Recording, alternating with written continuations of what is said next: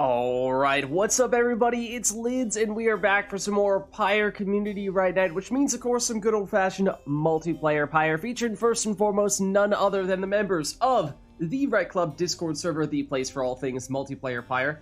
For those of you who are unfamiliar, well, it is the place for all things multiplayer Pyre. Am I gonna win the race? Oh no, I'm summoning. Is Artemis Fowl here? Is Artemis Fowl gonna beat me to the punch? He did not. He did not. I won the race. There it is. There is the link. How's it going, everybody? Sorry, we're getting a little bit of a late start tonight. But I am excited to get things back going here. Those of you in chat, you are not off the hook. No, because you see the red circle with the white load chat. You click on that, you will find all the various requests that you can make today, including things ranging from selecting players, exiles, masteries, talismans, songs, arenas, even Titan Stars are all fair game. And without further ado, Anor has immediately got us started here with an exiles request. Twitch is going absolutely crazy now, apparently. Not entirely sure what the context of this is, but... good? Not good? I'm not really sure, but alas. Let's hop into versus mode here, set ourselves back to our default settings, and we'll get things going here. Let me know, chat, if there's anyone who would like to get us started. Anor has given us a request for exiles. I don't think we've seen what in particular she's looking for, at least not just yet. Let me get our Steam friends going as well. Actually, is it still up? It's still up? Oh my goodness. Knights of the Sea as well.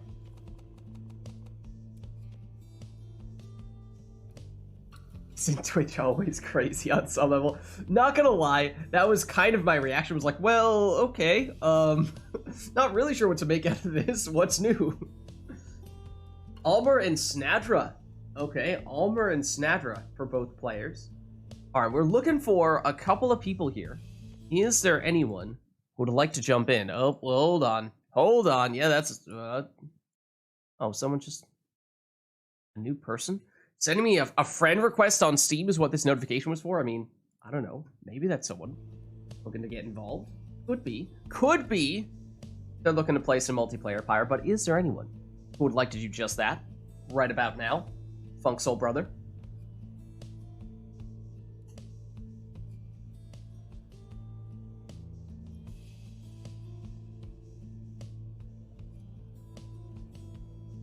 I mean, I have no idea.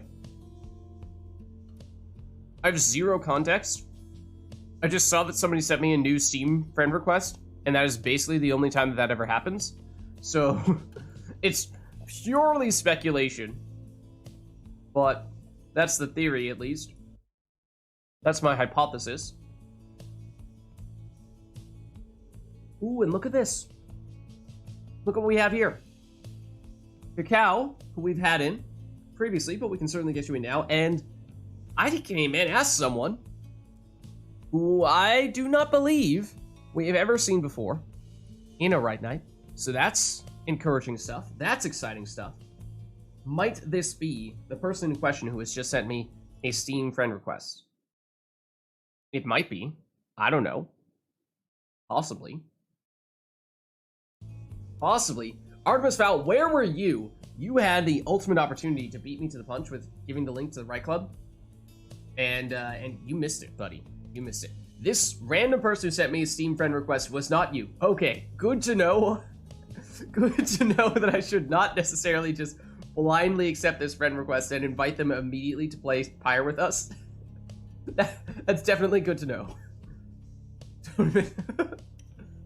Alright, no worries, Artemis Fowl. Yeah, so my Steam info is in the RITE Club. If you check the pinned messages in the main channel, you can find it there. You can get my friend code to send me a friend request, which is what I theorized someone may have just done.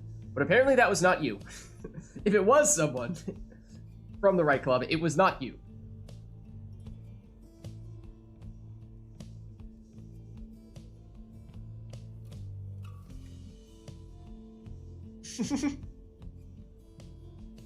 Pretty much, Anor. Pretty much.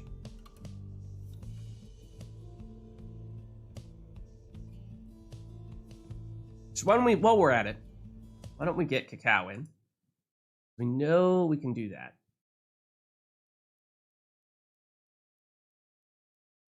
Cacao.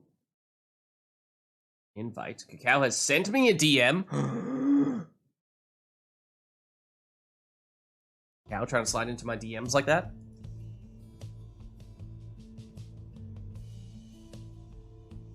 Once again, Twitch just going crazy for an ore. Have you tried... Here's a bold strategy. Have you tried, perhaps, restarting Twitch?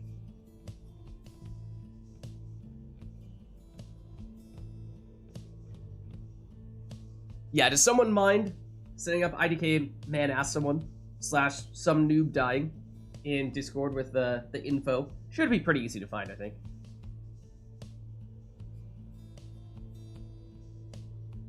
Going crazy on my stream. My preview looks fine. Not seeing anything that looks out of the ordinary on my end, but I don't really know. I think that's a you thing. I think that's a you thing, Anor, but I can't say with absolute certainty.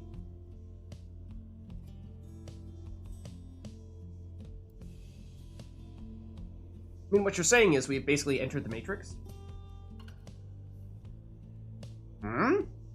That brings you a roomie as well? Invite sent? Okay. Let's see. Let me refresh. Oh, Steam. Oh, Steam.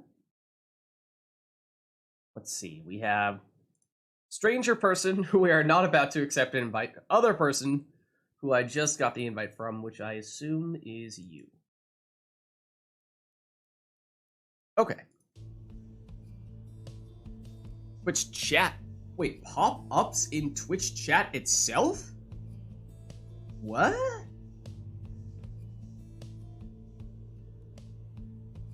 That is weird. You're right. That is weird. Alright, well anyways, let's see. With all that stuff going on, did I get distracted or did I actually send the invitation to Cacao? Did I do that? I did do that. Okay, Cacao does need controls though. So let's do that real quick.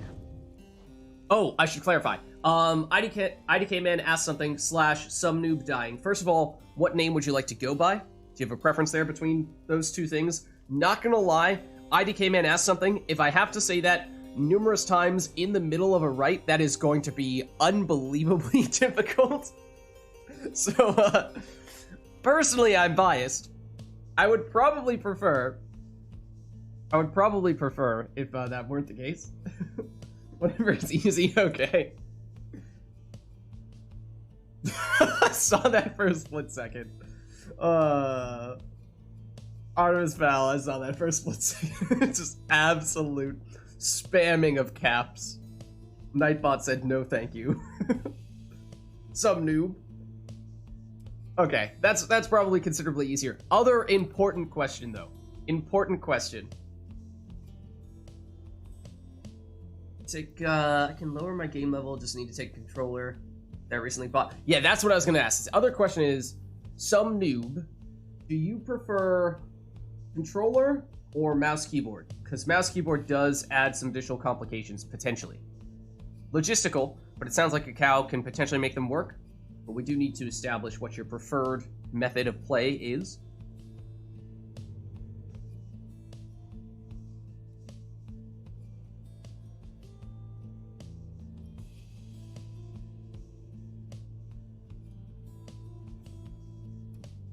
Play keyboard mouse. Not a huge fan of controller.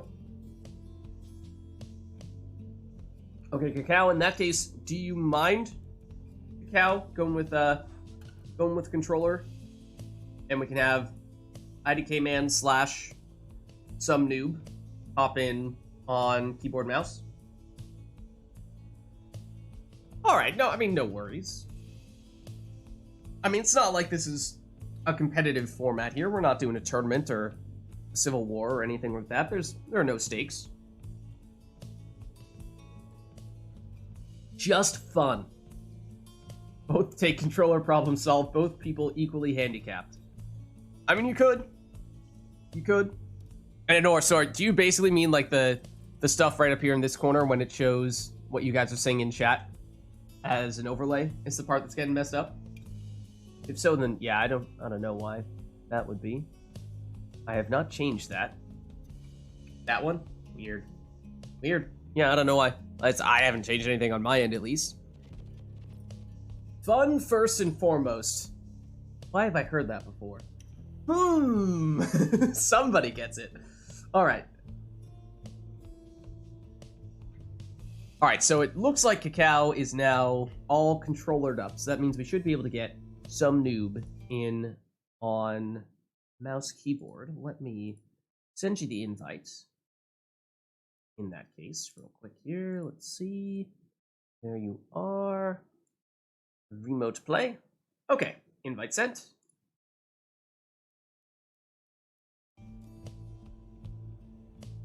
Oh, let me jump into Discord as well. Don't think I did that yet, did I? Did I do that? Did I do that? I don't think I've done that yet. I have now done that. Okay, that has now been done. Confirmed. So.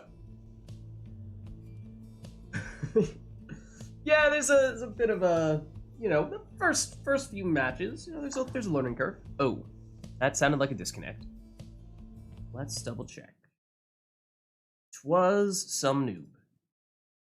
Was when I tabbed out. This has, on some prior occasions, for some other people, occasionally led to people disconnecting when I tab out. That would be unfortunate if that is the case.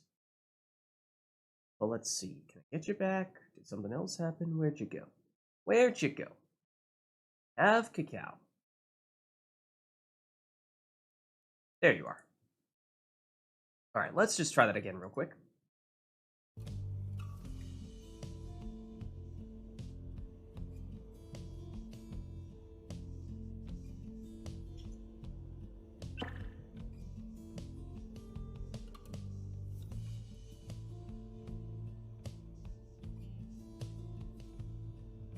What's up, Emberic? How's it going?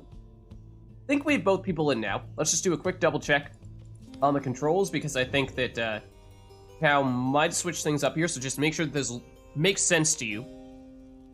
Some noob, and if you want to change back to, I thought there was a defaults, or mouse presets would be defaults, or if you have some custom key bindings that you prefer.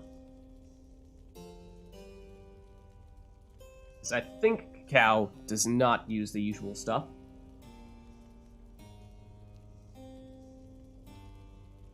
Settings are fine? Okay.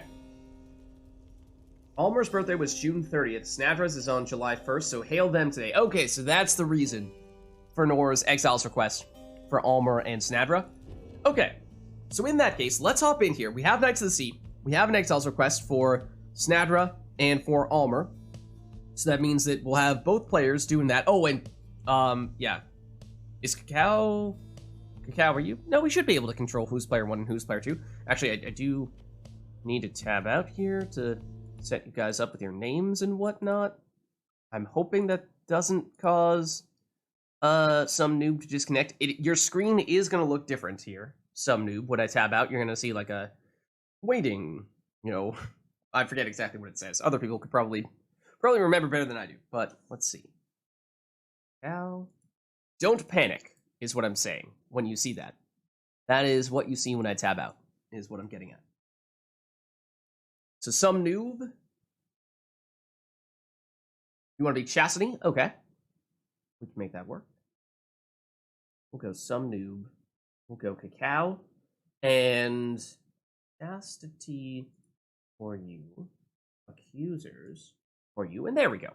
That's more like it. Let's switch this over to the Chastity in that case. There we are. Okay. Now I think we're good to go here. So again, it'll be Knights of the Sea for the song, and for our first match, it will be Snadra and Almer for both teams, but that last character up to you. Exiles, or rather, Masteries and Talismans, totally up to you. But, and other than that, of course, will be the first match for Some Noob, which is exciting stuff. So let's get started.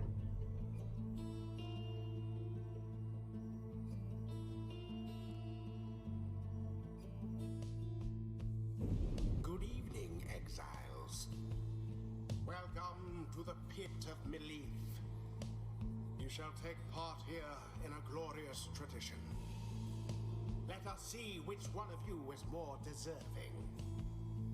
The chastity, stand prepared. Right. Remember? Accusers, stand prepared. Remember, we're talking Almer and Snadra. Other than that, up to you guys, but make sure that you take those two at some points in your teams here. New player, right off the bat, exactly. IDK man asked someone, aka some noob / some noob dying in Discord.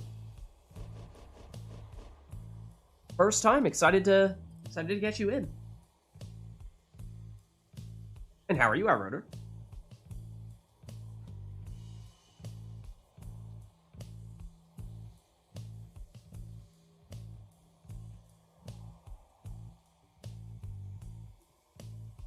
What's up, Wisty? How are you? How's it going?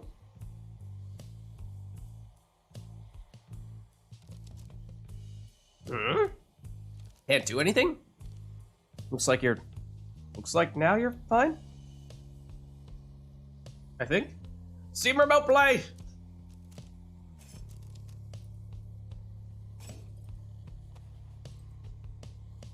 Cacao is like, what is this controller thing and how does it work?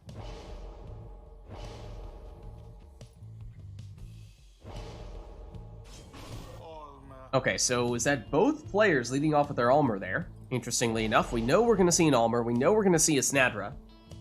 That is the request from Anor. It is because they've both had recent birthdays. Some noob going for the power casting on Snadra.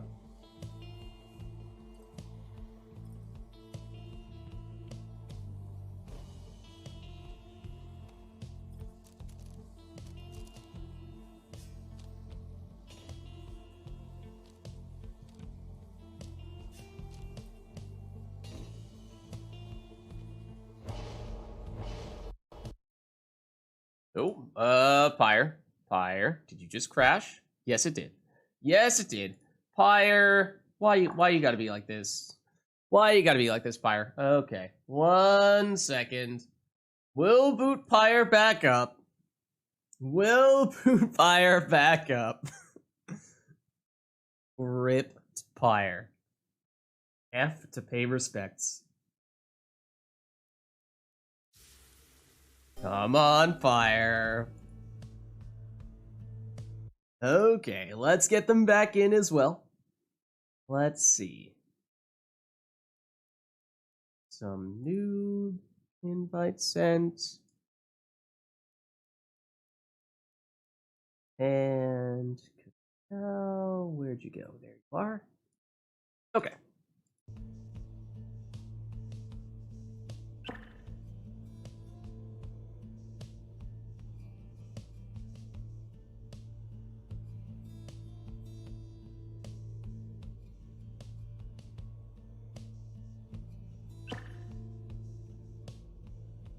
Okay.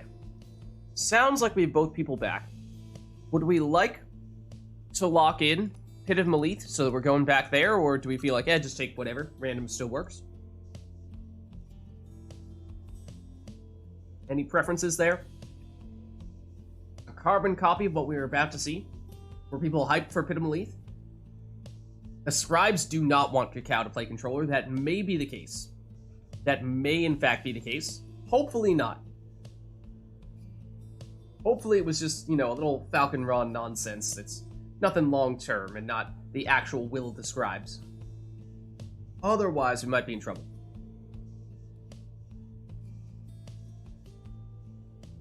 Alright, let's go. We'll randomize it again. Let's hop back in.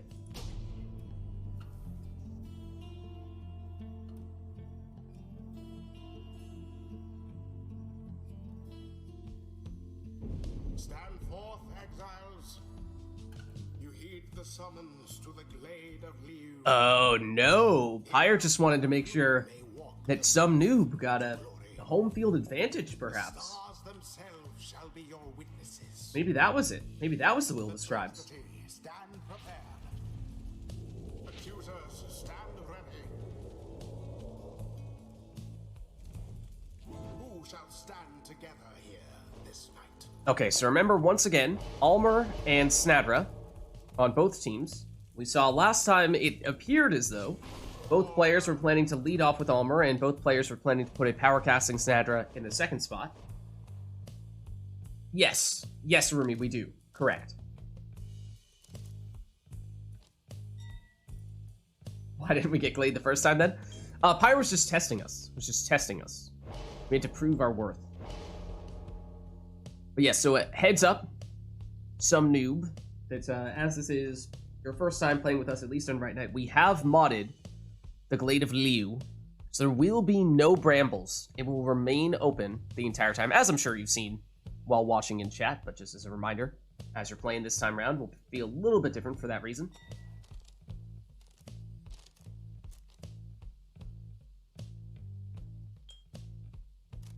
Yeah, okay, cool. Figured, but just give you the reminder. Just in case.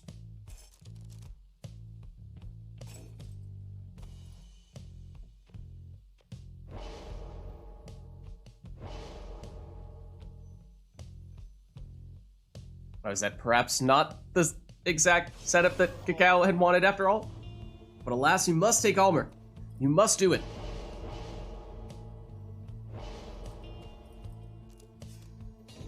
Okay, power casting Snadra.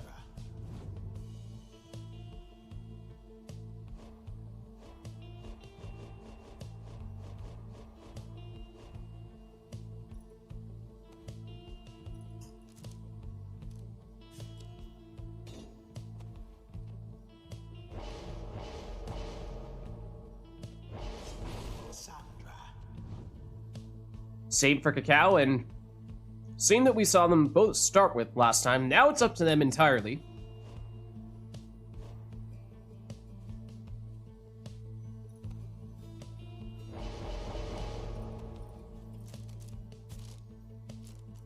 Totally up to them. Exile, Masteries, and Talismans here. And IDK Man asked something, going for the Luminous Idol on a harp, which means when that harp picks up the orb, she'll get full stamina back.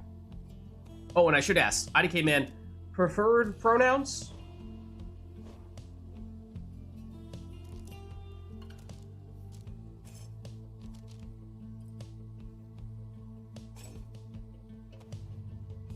The cow. Setting up the last exile. He, him? Okay, awesome, thanks. Webbed Lanthorn Imp, it would appear, with super portals. And here we go for our first fight of the night. Take 2, or whatever number we're on at this point. And our first match ever with some noob playing. So welcome to the RITE Club. Good to have you. Facing off against Cacao here. Cacao going on controller, which is not something that he often does.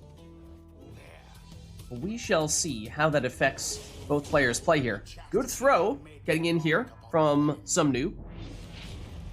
Went for the quick throws with Almer, so that is likely to be some noob's preferred strategy. Cow. Oh, good snipe as well. Except good explosion from the Imp too, and some noob defenseless at the moment. Will the harp come back in time? Just barely, yes. Ametha on the orb now, gets her stamina once she picks up that orb. She goes down, as does Almer. Oh, big power casting snipe from Snadra. Time for Cacao to not only throw it in for 20, but leech back 10 as well. And, you know, Brighton is not the best at keeping track of the leeching. But, Cacao was in the lead, at least until that throw there. Well, there it is. More Almer throws here. As we were saying, that does very much seem to be some noob strat. Aggressive plays from Almer, and here he is, trying to set up some more room for another throw, perhaps. But this time, thwarted by Snadra. Oh, except look at this. Everyone gone, at least for the moment, for Cacao, and enough of an opportunity, enough of an opening for this Pamitha plunge. I think we saw... Oh, no, it was Lumina's Idol was the talisman selection. So yeah, there's no way that some noob was going to get Pamitha to stick around. So some noob, at best, at 2 exiles here. Oh, but look at this! Plunges for 20 with Snadra. I don't think went all the way down on the left side for the leech, though. So it is just 20 damage, unlike the net 30 that we saw on Cacao's Snatcher score when he leeched with her as well. But it still only takes one. And there it is. GG. Twas as though the scribes themselves stood by their side. Thus end this night's proceedings. Well played. Nicely done, you two. And let's head on back. Until the next rite.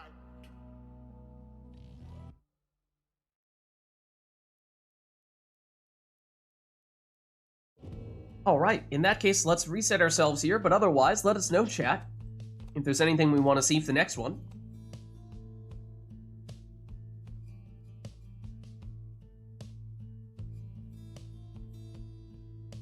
Miss the salute button. No worries, it happens.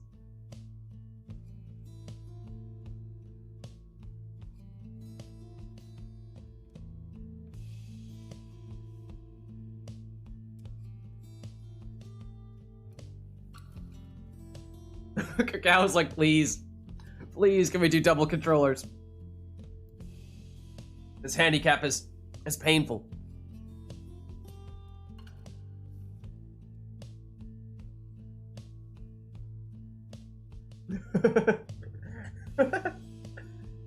And Barrick, what does that even mean? What does that even mean? And if it means what I think it might mean, then the answer is no. Okay, forbidden knowledge. Okay, that's fine. That's fine. Okay, so, and we have had some noob plug in a controller. Let me just verify. I'm going to tab out here for a second and double check remote play to see if we have upset the remote play gods, because we may have. Okay, so here's the thing. Can one of you guys click on your bumpers and see which sigil you move? That will confirm which team you are. I just want to make sure that by plugging in a controller, we didn't also just switch some noob into player 2, because remote play says some noob is player 2, and the Cacao is player 1 now, which is obviously not what we currently have. This will be my first and last time playing on controller. Yeah, like, who is this who's moving around their cursor? Is that still some noob?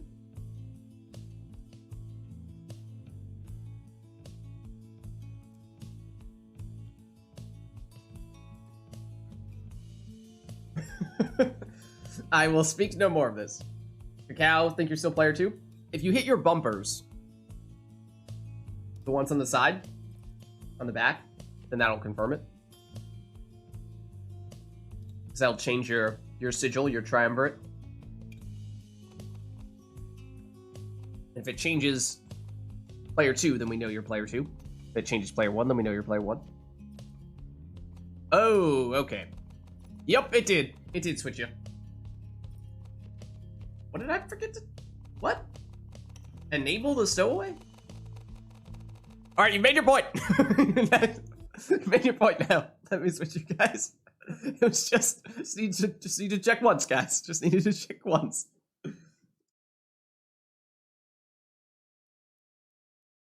What do you mean, enable the stowaway? What are you talking about? What are you talking about, Amberic?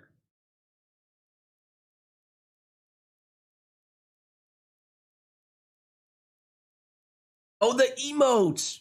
Oh, that's what you mean. Okay, give me a second. I can do that as well. I can do that. Let me just switch sigils.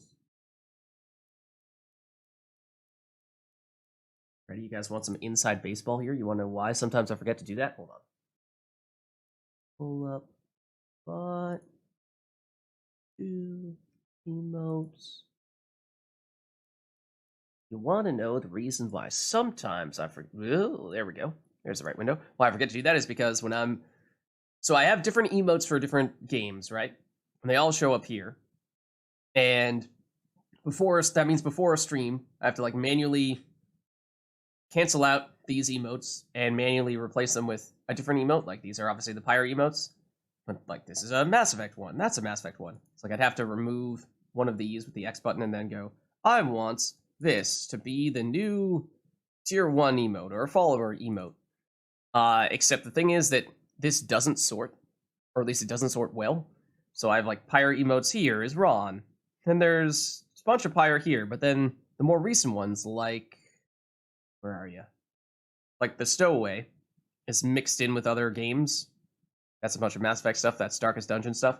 So sometimes she eludes me. But ready? Oop. Now hit the refresh button, and she should be there. There's your inside baseball. Moon Blushed should be back.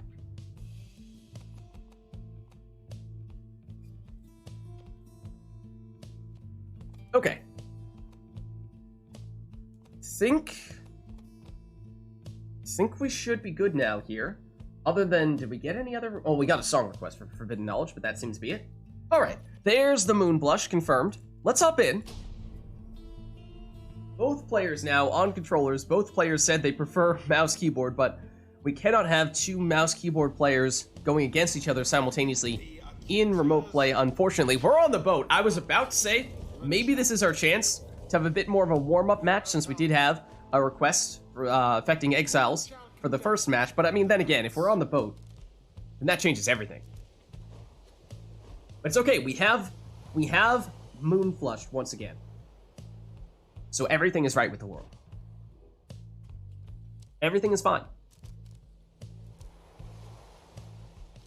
So yeah, no requests affecting your team. You can take whatever you'd like here.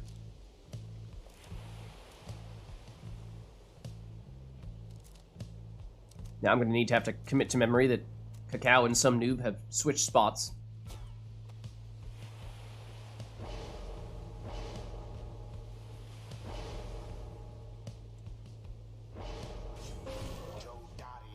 Okay, so Cacao goes the demon route. Of course, demons on the boat are an interesting experience. One that can be a lot of fun.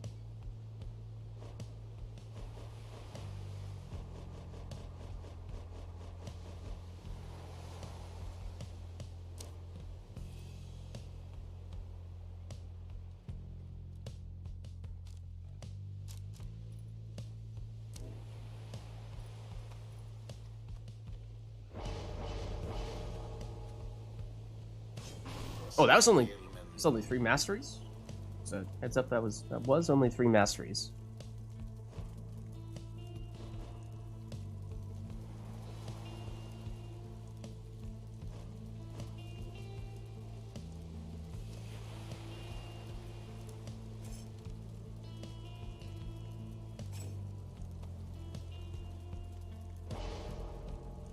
True, Arumi, true. You did, Miss Mastery.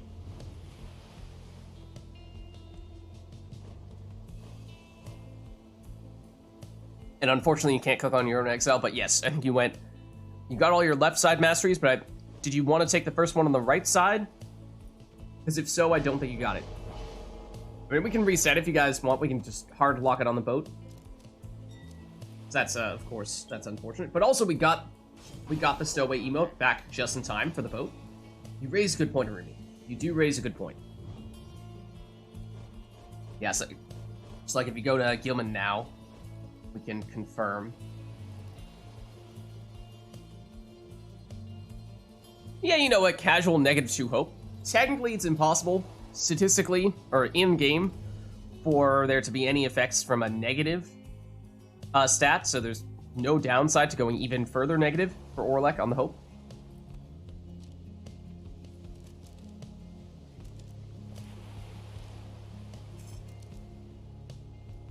It's all upside from a talisman that would usually have a somewhat significant downside.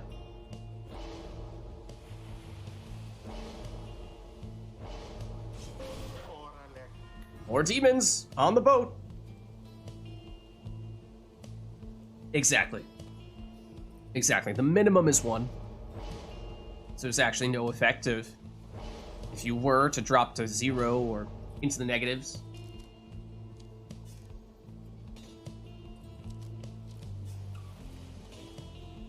Alright, so there's the power casting headwind, and here we go. Both players now using controllers, neither of whom prefer to use controllers, so bit of a handicap for both of them in that way. Lots of demons on the boat, you love to see it. for moves like that. Not the biggest of leaps on the boat for demons, but hopefully we'll see some more of that in the future. Oh, did we... We should probably double check the control tree, but it's the bottom button. A. A. There you go. Yeah, why don't we give you a second to look at the controls? That would probably be helpful.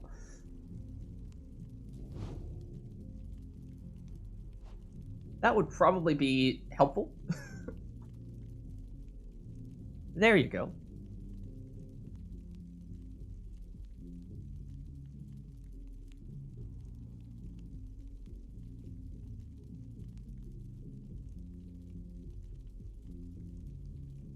Up for jump. Mm-hmm. Got it? All good? Alright. In that case, I'll give you guys a countdown. I'll go 3, 2, 1, go, and on go we'll hit resume. 3, 2, 1, go.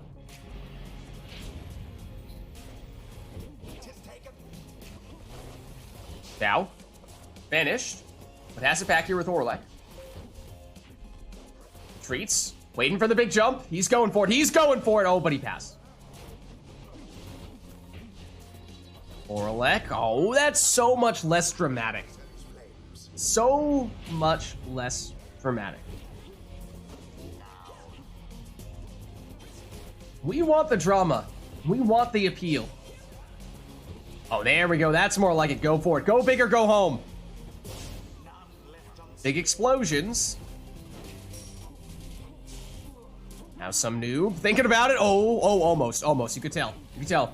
The wings were sprouting. The wings were sprouting. Cacao thinking about it. Oh, has the portal, mind you. But the stunning claim will slow down Cacao's move here and perhaps free up time for Headwind to recover, but no, it is not the case. Cacao with the winning plunge. And what a crushing victory it was. GG. The rite is ended. Accidental claim. Whoops. Oh, well. Oh, well. Until the stars align. All right, well, let's head on back and let us know, chat, if there's anything you want to see for that next one. That was just, what, a song, I think, and nothing else that time around?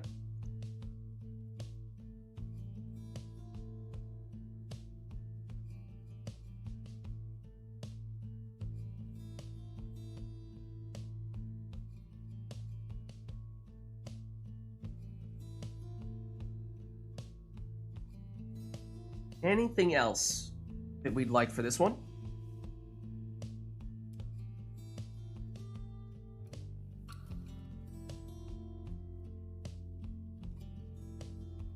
What is this?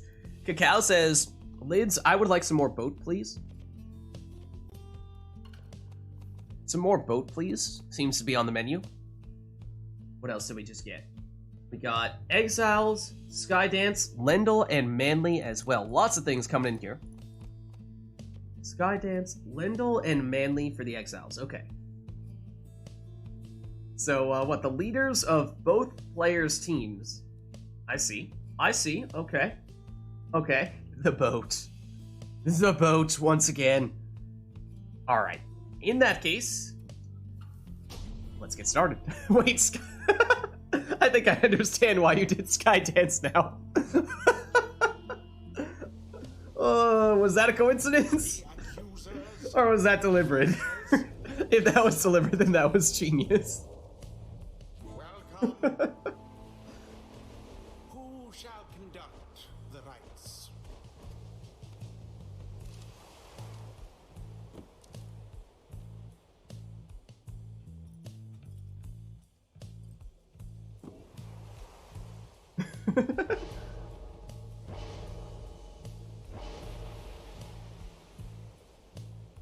Alright, so again, Lendl and Manly on both teams here, the leaders of both teams, does significantly limit the the flight capabilities, at least if we're talking about demons, for this round on the boat. I mean, if they even choose to go that direction, but we'll have to see what our players choose to pick this time.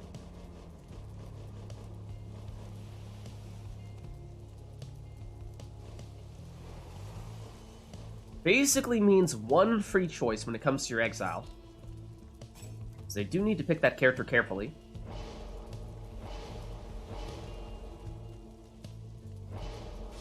Demon. But Cacao does stick with a demon here. This time it's Fizzpaleth. Technically, he's a member of his team.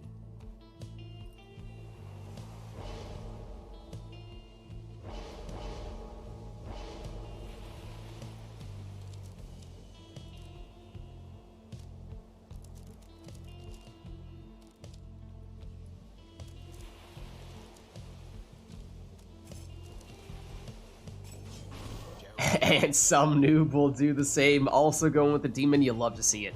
You just love to see it. Of course, the big question is, to what extent will we see some full arena slam dunks? That's what we're dreaming of. That's what we're hoping for.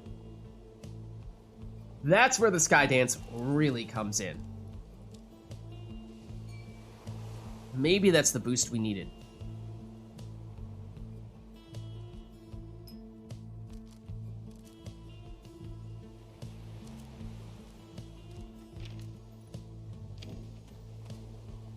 So of course, both players also will need to use Manly. Haven't seen either player take them yet, so that will be the last exile on both sides. Looked like that was a Nutrition Stick on Cacao's side. We have actually seen Cacao on several prior occasions go for some pretty aggressive scoring and plunging sap plays. But of course, the saps, they're divisive. Some people love them, some people hate them. We know Cacao is fine with them, but what about some noob? We might be about to find out. Blasphemy, Lucanor, I'm just telling it like it is. I'm just telling it like it is. Some people love them. Some people have a lot of practice with them and are quite good at them. Other people, not the biggest fan of the saps. And that's okay. Variety is the spice of life. Not everyone has to do everything. But on this occasion, both players do need to use a sap. So it is a relevant question. How comfortable are both players with those saps? And as I was saying, I think Cacao does have some experience, but don't know to what extent some noob is familiar with them. Yeah, Nor also perhaps not the biggest fan of Nutrition Stick on Manly specifically. Numbing Gust, when everyone is banished, will prevent the opposing team from sprinting, jumping, throwing, or using any other special abilities, which is currently the case for a minute there, both teams.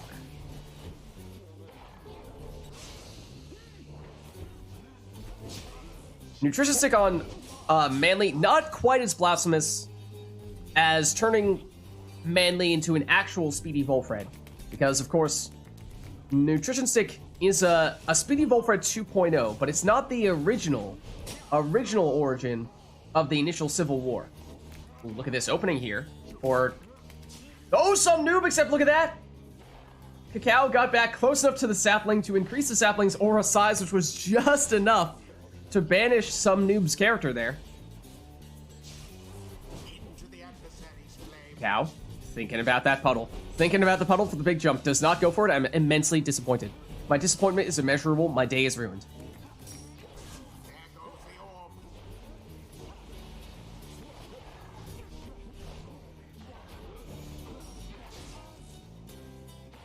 Cacao. Moving in with Lendl now. It goes down to the sapling. Whoa, my goodness! Oh, if only some noob had the orb when that happened, that would have been absolutely glorious. Absolutely glorious. There you saw it. There is the Skydance. The power of the Skydance. Jodariel absolutely taking flight. They say you can't fly out of the downside. But Jody was about to put that theory to the test.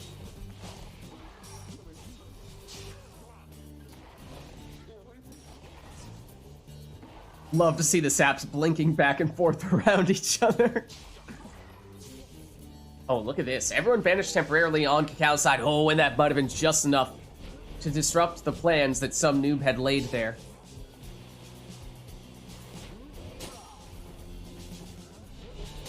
The orb perhaps is the thing that weighs down some exiles, preventing them from completing those slam dunks. We've seen it happen, though. It is possible. It is possible. Difficult, yes, but possible as well. Oh, and look at this. Cacao trying to make a move in with the sap. But some noob was not about to be fooled.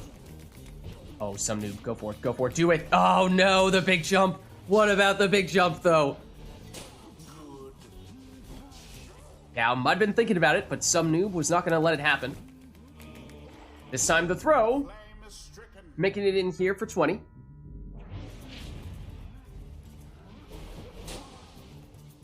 And was that our... No, it wasn't our first score, right? Did both players take the additional starting Pyre life? I suppose it's been a very defensive showdown.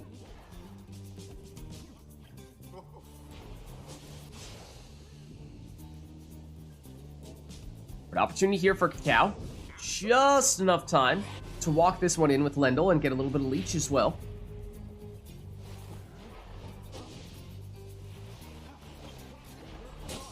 The other Lendl vanishes, that time Manly.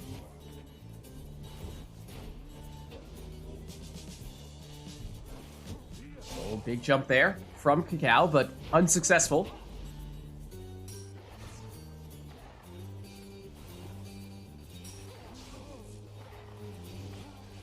For a second there, it looked like Lendl was kind of stuck. But he has it now. Wanted to get rid of it so he could get rid of Manly as well, because he was blocking the path, but couldn't make that happen in time. Manly is now gone. Oh, and look at this. Look at this. It's glorious. It's glorious! Make it happen, Jody. Make it happen, Jody! Oh, no! The air! Where is the air time? Where are the wings? The flights? Not that time. Not that time, I'm afraid.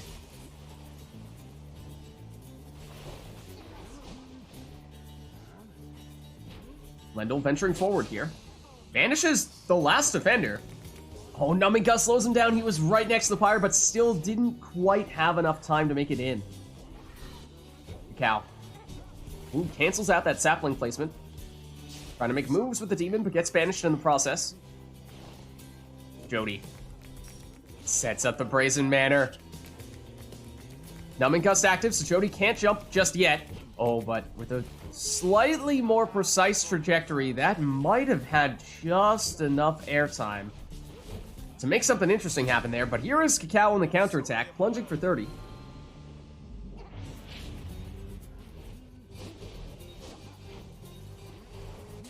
Lendl. Banished by the other Lendl. Here's Jody. Bit of an opening here. Decent airtime. Or at least height. But of course, jump was not initiated from very far away. And let's be honest. That's what we're looking for here. We want to see the biggest and baddest slam dunks that we've ever seen. Simple as that. Simple as that, really. Some noob causing some trouble here with the Lendl casts and banishments. Cacao with one defender back, and that is enough to stop Lendl here, or at least temporarily thwart him. Poof goes Lendl. Demon versus Demon. Oh, look at this. Nearly lined up two casts, but well shielded there by Cacao.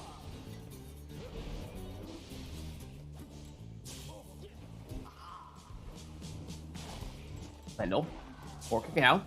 Well placed sapling from some noob. Jody. Here it is. Gets the Brazen Manor off. She's looking for it. Oh, but not this time. It is still active, but now she's blocked and banished. Nearly a double banishment there, but second attempt will get the job done. Still Lendl back defensively, and that's all that Cacao needs this time. Perhaps waiting for some reinforcements, though. Oh, well-placed exploding sapling that time as well.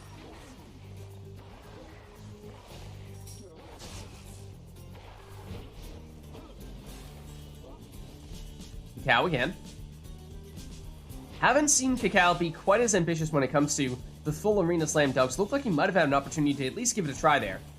but did not opt to do so. Instead, pushing forward here with Lendl, and goes for the very quick throw. Just 7 damage and 4 leech, but it is something. Lendl snipes Lendl.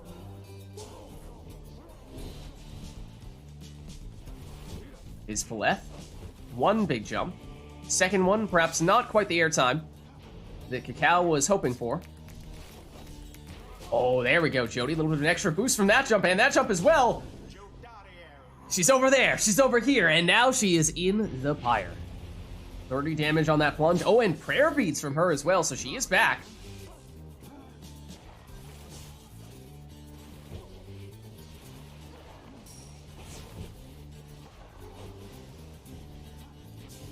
Ooh, down goes Lendl, as Cacao applying some pressure here.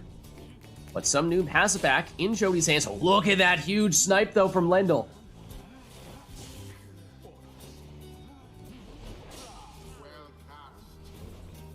Some noob gets the reinforcements back. Here's Jody once again. Collides with the opposing demon and gets pushed into her. Here is Cacao with that very demon, but gets shut down by Lendl. Well shielded.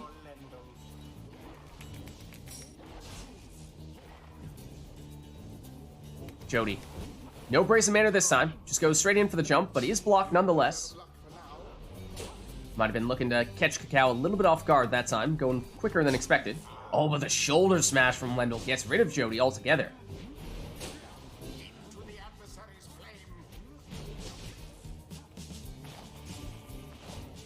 Cacao.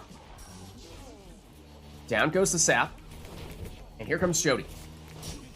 Once again, the shoulder smash from Lendl. Lendl versus Lendl. Not so surprisingly, Lendl has won.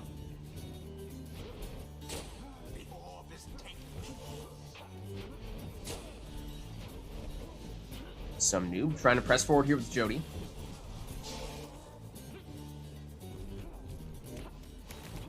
Sees an opening. Oh, and look at that! The extra little bit of airtime once again pays off here. Giving a little bit of extra mobility to Jody. And as we said before, Jody did have prayer beads, so she is back already. Whoa! No, she needed the orb. Oh, if only she had the orb. Oh no, so close. Lendl.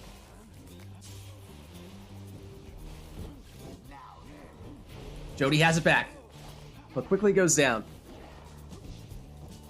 Lendl pressing forward here and might have been able to walk that one straight in. Manly. Ooh, sidesteps that.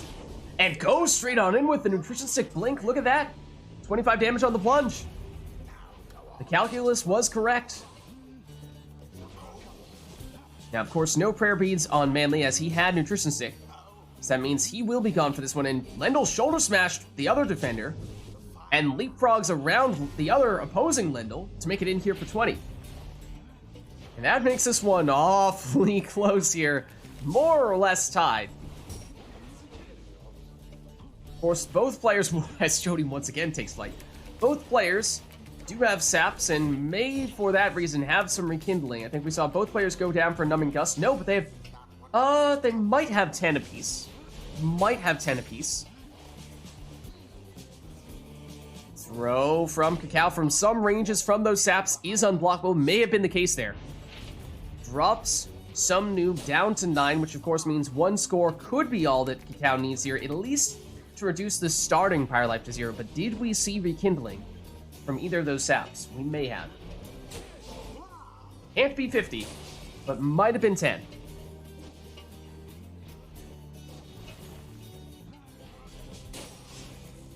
Oh, aggressive play here from some noob. Nearly paid off. Well, Lendl does go down before he can capitalize on that opportunity. Here's the other Lendl, though. Dispossessed at the last second.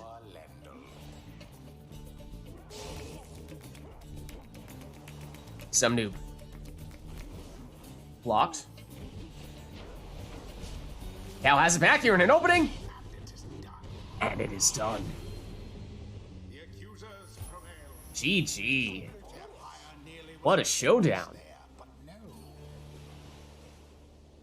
Thus end this night's proceedings. Log champ indeed. Warranted, for sure. Until the next rite. Looks like we both forgot the controls at times. Did not expect Jody to go flying like that. Jody, as, who was it? Was it Embarrass saying before? Learned some things from befriending Pam, it seems. 4 is putting us on the book here.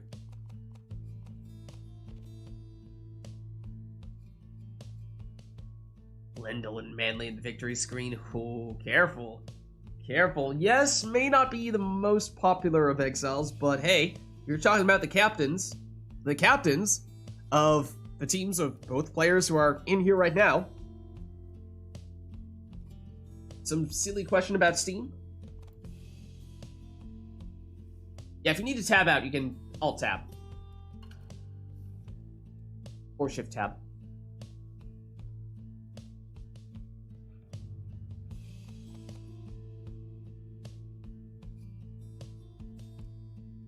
And then Shift-Tab again will... If you do Shift-Tab, some stuff will pop up. If you do Shift-Tab again, it'll all go away. Or it should.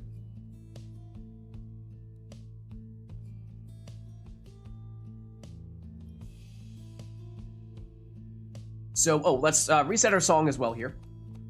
Although it was fitting. But let us know if there's anything else we'd like. That you try without controller.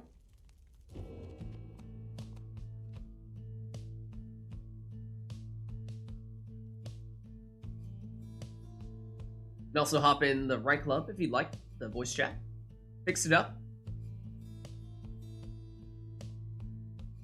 There we go. Okay. Back to controller. Gotcha. Anything else we want for this one outside of just the arena? Or is that all?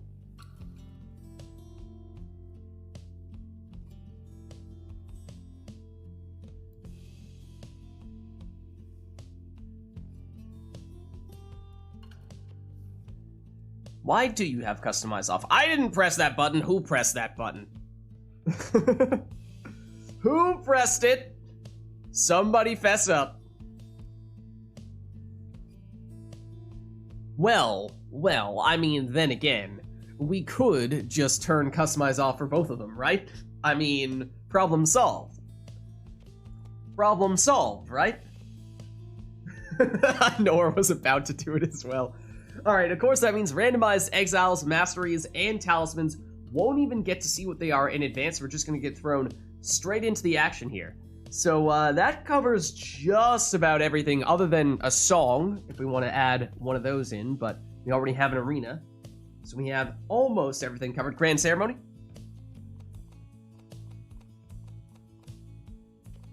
Grand Ceremony. It shall be.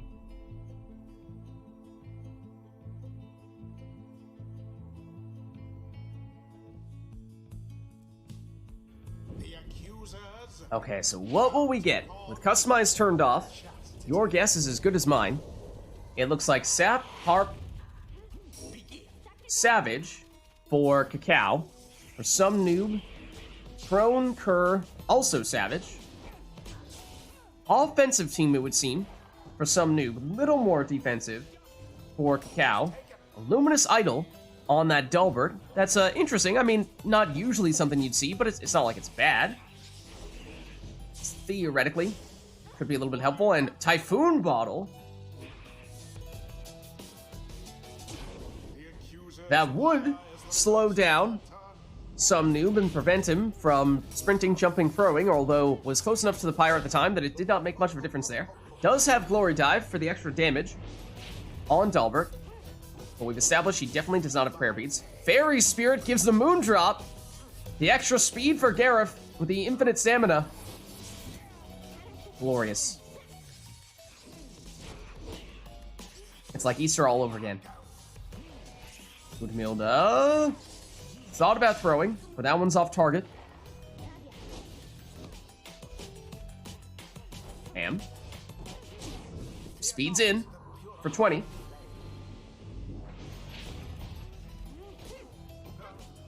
Kerr and Savage collide. Cow trying to sneak in around the other way, but unsuccessful. There's the Luminous Idol. Banishes one defender. That's the Typhoon Bottle, though. Although, then again, the Cow got someone back right around the same time, and so some noob's still able to sprint and hop on in for the next plunge.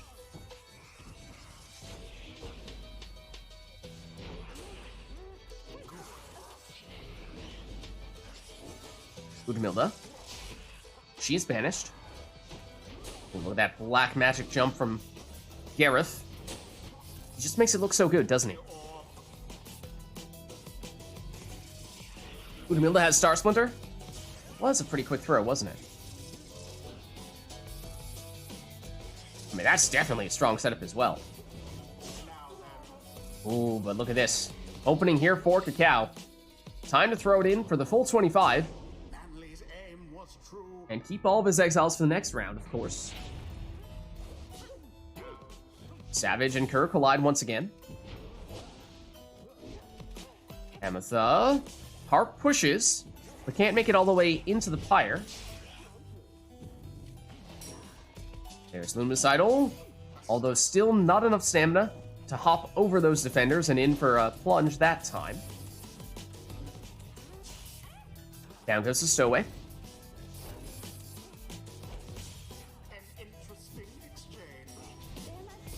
Dalbert. Dispossessed. Stowaway sneaks past one defender, looking to hop past the second, but does eventually go down. Oh, and nearly enough for Gareth on that jump there, but falls ever so slightly short. Ham. Oh, look at that sneaky way in there. Plunging for 20. Once again, the collision. Going in for the orb, but it is Cacao who gets it here. Oh, and has Leech, although that is the guaranteed 10 Leech, regardless of how much damage you deal, and given how that was just a quick little throw for 5 damage, and still, the full 10 Leech was, as it turns out, pretty useful.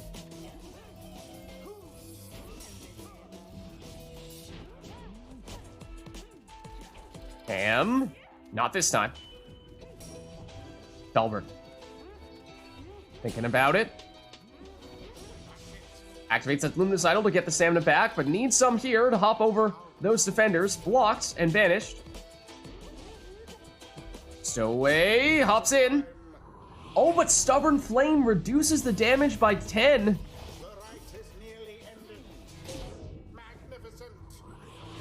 And that means that even after that plunge there, Cacao cannot win this one with 1 score. We'll need 2. So that does buy a little more time for some noob here.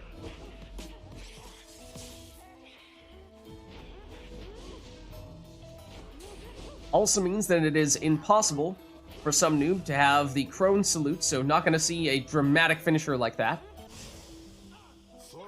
Although, some noob defenseless here, this is a great opportunity for Cacao. Knows he has the Leech, oh, and tries to get a little too clever there.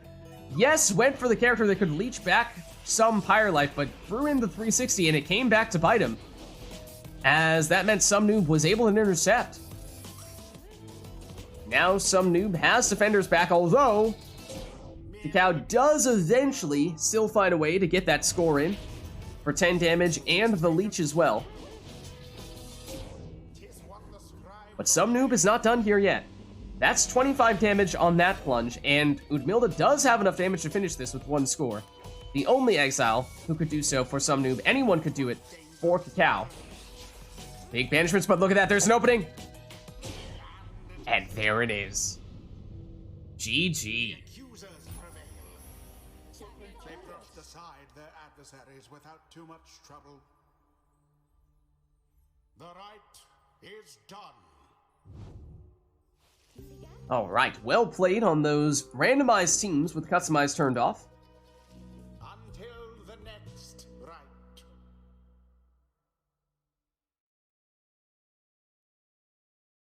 What, are you trying to say that was not an intentional 360 with the Stowaway there? That was, oh no, I think I might have missed it. Let me just recalibrate my throw real quick and casually do it in the least efficient way possible by spinning in an entire circle. Definitely. That's totally what happened. That was definitely what your plan was, right? I'm gonna have to doubt on that one. Gonna have to press the doubt button on that. Well, let us know, chat, if there's anything that you'd like to see for the next one. Otherwise, we'll reset ourselves from an arena and from a song standpoint. We'll turn customized back on, unless, of course, that's something that we want to see turned off once again. Surviving Exile Acoustic. I meant to bookmark the acoustic stuff on Bandcamp, and then I didn't. And then I didn't. That does seem as though that could be a useful way to expedite that process, but give me a second here. I might still have that somewhere. This is the acoustic stuff. Okay. Let's see. Let's get the acoustic album on. Let's just leave it there. Which song was it from the acoustic stuff? Surviving Exile? Okay. Surviving Exile. There you are.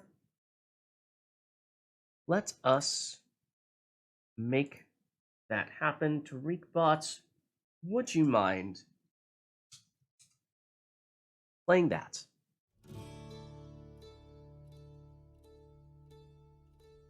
Okay. Song is all set. Let's turn off the in-game music real quick. And other than that, Sniper Curs. Okay.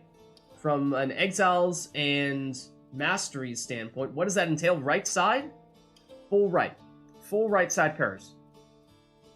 Yeah, Failer pinned it as well. Yeah, and he DM'd me the URL for it as well. Just needed a second to pull it up. ARP Arena. Okay. Sniper Curs. When we have Pits of Lava as well. That could spice things up a bit. Okay, let's see. Did I tell TariqBot to loop this? I did. Okay, cool. Let's do it!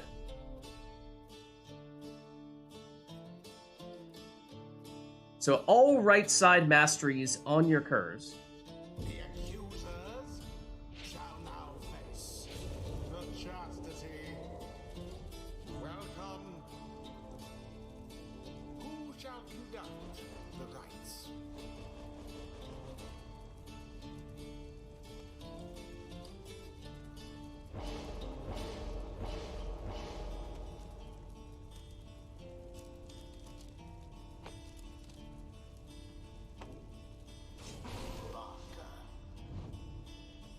Throw in then. Must banish 3 Curs before... What? What is this? What is this? Banger of a song. I mean, there are so many. So many on the album, right?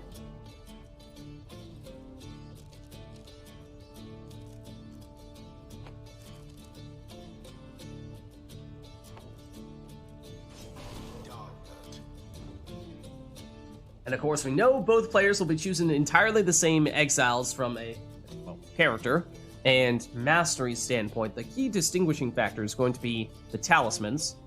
That's the way they can differentiate themselves. Except the talismans that you would normally take on a Cur tend to fare better on a more left-sided meta, so to speak, Cur, one that is hopping over opponents and plunging into the Pyre.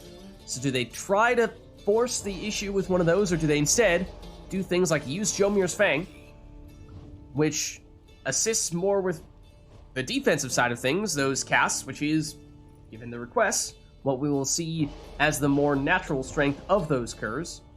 So do they emphasize their strengths further, or do they try to cover for their weaknesses? Or perhaps a little bit of both, with something like Cur Fang for extra damage?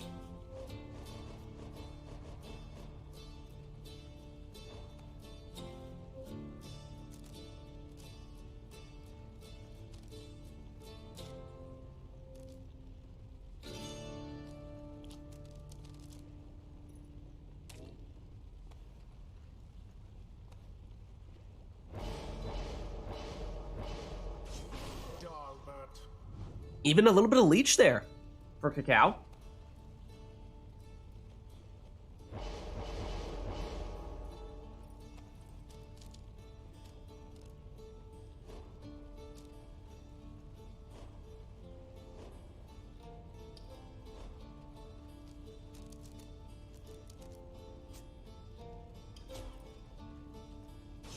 Oh, and the auto pass on Dalbert with Bright Wisp. Interesting choice. We'll see if it pays off. And here we go. This all right side Kerr showdown, which means much more defensive than we would normally see Kerrs, but at the cost of far less mobility. Only a single jump, not the usual triple hop in Kerrs, and no lightning run, so considerably slower as well.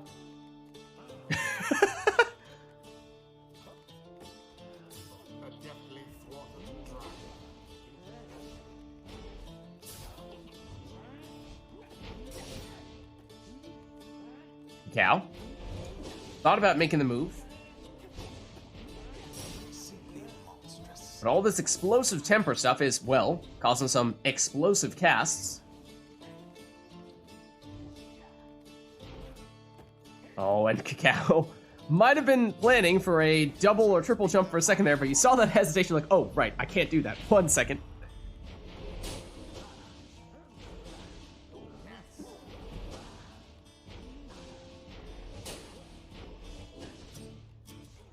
Some noob here.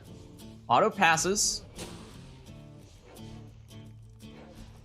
Two-pronged attack.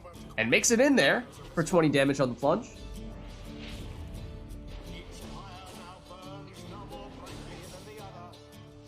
It is pretty cool to see those Kerrs running at each other just to use their, those big power casts. 28 damage on that plunge there, as that is the one that some noob put the Kerfang on.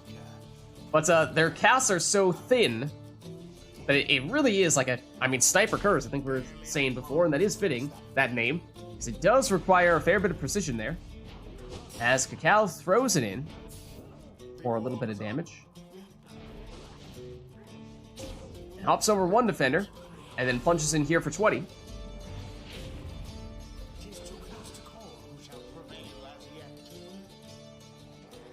And despite what the voice says, once again, as we previously established, that Brighton's not great when it comes to factoring in the leech. But now with that score, we'll see some noob retake the lead.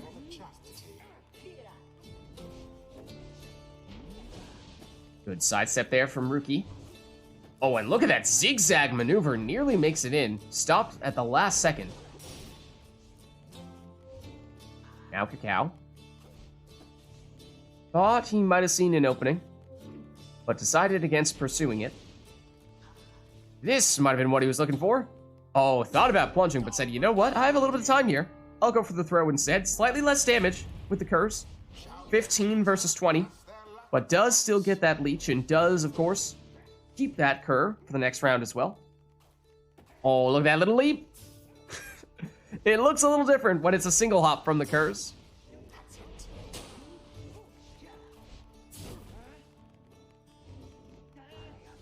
Rookie.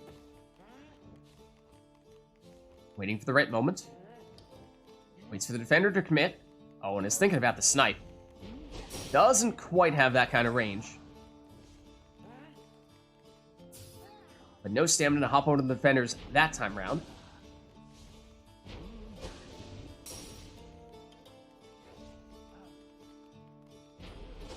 Barker for Cacao.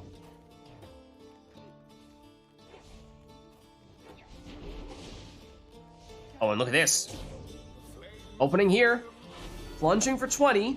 And dropping some noob down to 17. So, if it is a Kerr plunge, that's enough damage. If it is a Kerr throw, it is not for Cacao. All the while, we have seen Cacao continue to build up a little bit of leech. So back up to 50 Pyre life right now. Oh, and some noob was, keeping someone close to the opposing Pyre for a quick counterattack and nearly benefit from doing that. But not quite enough time. Oh, and Cacao nearly snuck past that defender there. It is cool to see. It's not so much the jumping, although that time it was, that players are using to elude defenders as much as it's just sidestepping here or there. And there it is, though. It is a jump in for the winning plunge. GG. The rite is complete. Can't jump into the Pyre. Well played, you two. Until the storm to say it didn't happen, it's just that obviously it's not the same triple hopping curves that can come flying in from halfway across the arena. The walks into the Pyre were mere accidents because he had run out of stamina. I mean, sometimes it works. Sometimes all it takes is that reverse psychology where your opponent assumes that you're going to jump in, you don't, and so you actually sneak under the defenders, and where you would have been blocked had you jumped. Okay, and things are gonna get interesting here. So we have ourselves some Titan Stars. Titans have been activated indeed. Now I remember Shaxx offhand. Shaxx is the one where if you banish everyone, they all come back. I don't remember what Indriga does. Don't remember which one that is. Okay, lots of other things coming in here. 1 imp per team and Dread Design as well, or at least 1 imp per team.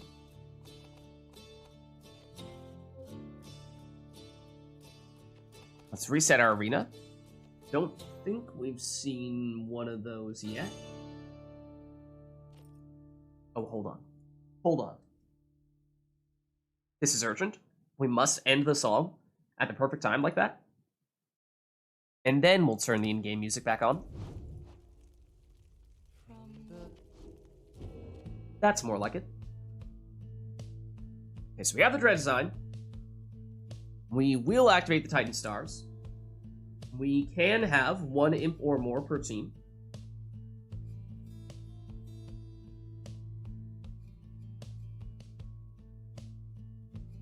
Looks like that'll be all. So let's get started.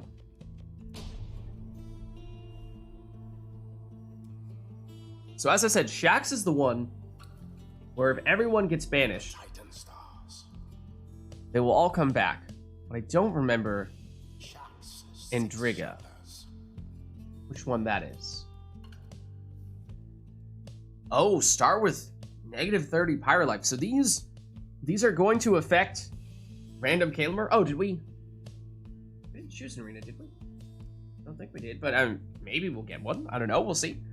So these Titan Stars will be affecting Cacao negatively. They'll be affecting some noob positively.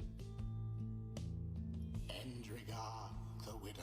Okay, let's get going. Yeah, it's possible. Wait, I hear the water, though. I hear the water. I think it's fall. It is fall. Versus the chastity. Just taking a guess. Just taking a guess. Pay it no mind.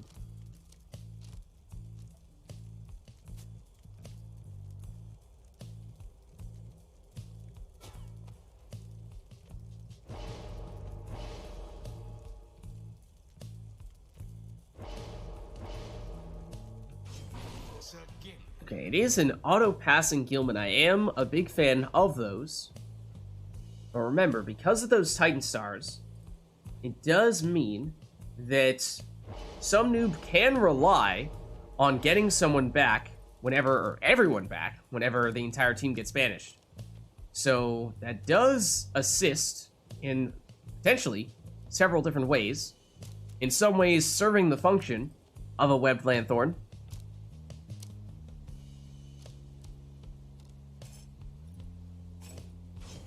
But we'll still see some noob go for it. And it means on Cacao's side needs to be mindful when it comes to banishing exiles. If he does go out and banish everyone, then it's going to backfire and backfire big time. Not only will the exile that he goes after not actually get banished, everyone will immediately return. Try to give you a little hint.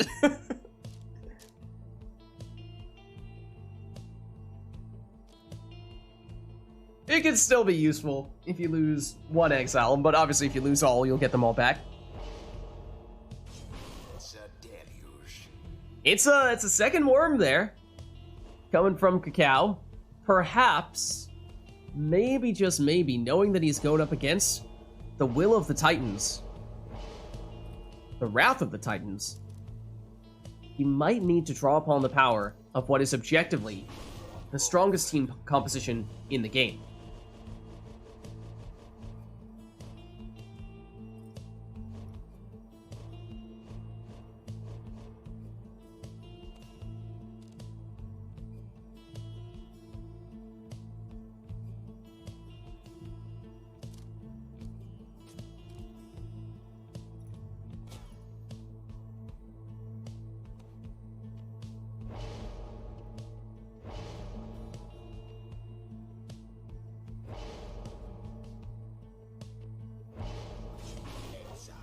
No, goes for an infinite stamina imp there, using the legendary talisman.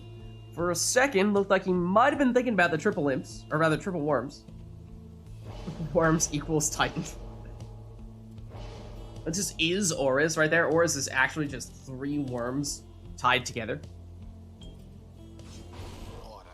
Orlek in the last spot there, given how some noob has the benefit of Shax, where if everyone does get banished, everyone will come back. That is one of the things that you can do, because Orlek's biggest weakness is that when he gets banished, he'll stay banished for a long time, so it's a free way to potentially get Orlek back. Except, look at this. Cow does find a way through here.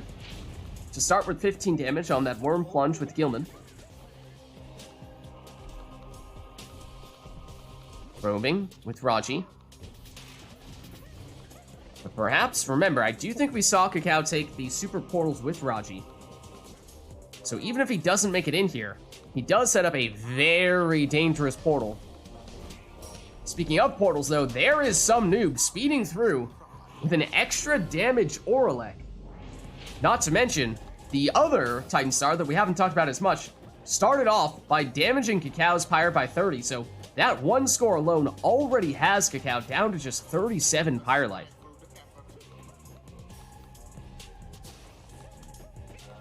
Cacao trying to use that portal aggressively. It is right next to some noob's Pyre, so it is still very dangerous. But as we saw before, some noob also has a portal and maybe looking to do the same thing. If not score, then at least set up a dangerous portal, but does make it in and does drop Cacao down to just 22 Pyre life, which means Orlek could finish the job, as could Volfred. No Messenger Imp here in this round, but it does mean that it is now easier for Shax to trigger. Just 2 banishments, and that will happen, but here is Orlek. And that is game. GG. Overwhelmed their adversaries utterly. The ceremony is complete. Well played. Well, let's head on back. Until the next rite.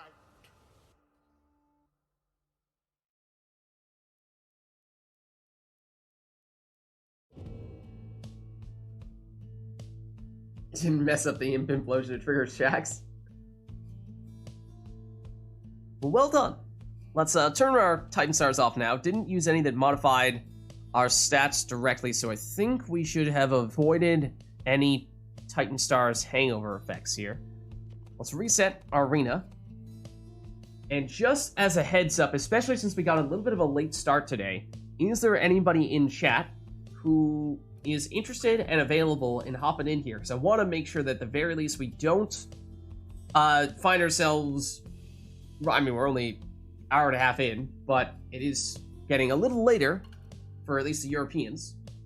So I want to make sure that if there is anyone who, you know, the hour is late and you still want to get in, then we can get you in time. We do have Core and Arumi, both of whom have expressed interest. I suppose Cacao is one of those people, but Cacao is already in. No worries. No worries. Okay, looks like Cacao and some noob will swap out here. But good to have you both, and good to have Cacao back. Good to have some noob in for the first time. You love to see it. I can kick you guys if that's helpful. There you go. Okay. So yeah, it looks like in that case we have, it was Core and Arumi both volunteered.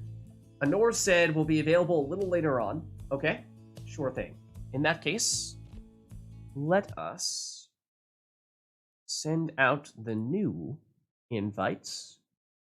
One for Core. And Arumi, are you on Steam right now at this very... There you are. There you are. Invite to you as well.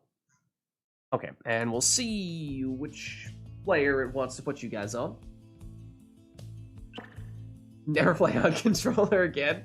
And thank you guys both for playing on controller when I know that was not either of your preferences, but unfortunately, as we said before, Pyre is unable to have two players use a mouse keyboard and go up against each other in versus mode.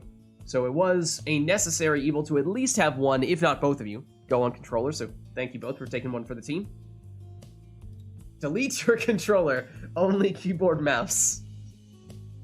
Fun games for sure, though. Okay, so yeah, and just to confirm, it's core player 2? Is that how I should read into the Pyre Hearts there? Okay, gotcha. Let me set you guys up. Then 4 and Arumi Essence today. Okay, now is that at all affected by the fact that core is playing Pyre Hearts and those colors are somewhat similar? Does that influence your decision? It doesn't have to, but I do feel as though I should at least raise this point. Could be dissonance if they're too similar. Don't mind either way. I know that it's not often these days. It's pretty rare that we see people using Essence. It is pretty rare. But I know that that is something that I wrote or considered when modifying the colors. I think that's the one that he fixed. Yeah, I think that was one that we were very mindful of at the time, and he made sure that it wasn't too bad. So do we feel okay about that then? I mean, ultimately, it's... Yeah, I'm good with it. Core is good with it. It sounds like Arumi doesn't mind either way. I guess let's at least give it a shot here then, and chat, we'll go for a match. And if it looks like, you can't tell at all between Arumi and Core's Exiles because their auras are so similar, then we can switch it up for the next one. Yeah, just test it. Exactly. Just see how we feel about it.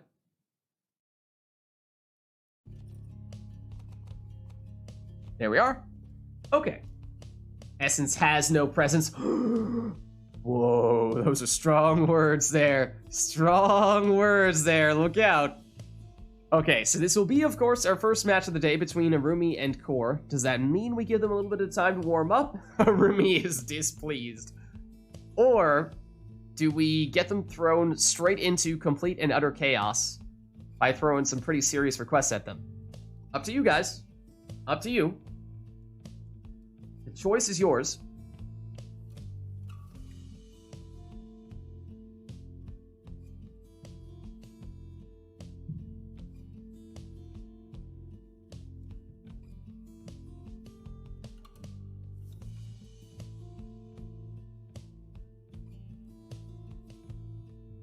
You get turned into a log chimp? What? How does that work? All right, well. I may have convinced Nor that means now is the time to turn Customize off. So no warm up for you guys then. Customize off is of course a lot of fun though. Means randomized exiles, masteries, and talismans. Could still do an arena. Could still do a song if either of those things are of interest. Otherwise, we have everything covered here.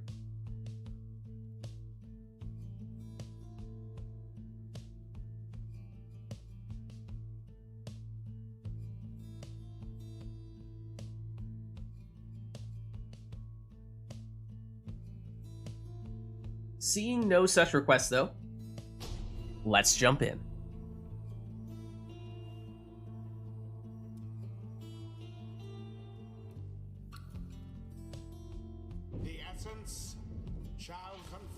Did we reset our arena? I think we did. Let's see. So it is Crone, Nomad, Worm for Rumi. Black Hufon might have been that Crone. I was about to say Crones are one of, if not Arumi's single favorite class, but if he can't pick up the orb with that Crone, then he is not going to be pleased. For Core, I think he started off with a talisman that dealt 10 damage to Arumi's Pyre, which is why Arumi started with 90. Fairy Spirit for the infinite stamina. That might have come from Snadra. Speaking of which, Core has a Harp, a Crone, as Arumi plunges for 15 and leeches 10, and a Harp as well in the last spot. So Harp, a Nomad and Crone, that is. There is the Crone plunging for 30. No prayer beads on Bertrude. She's gone for this round. Or was looking for that salute. Does not have it on his Harp there, so was not able to switch places with his ally. Arumi speeds ahead with the worm. Does get the throw off, but I think that's slightly short. It is. And there is Snadra plunging for 20 for core. End the ceremony.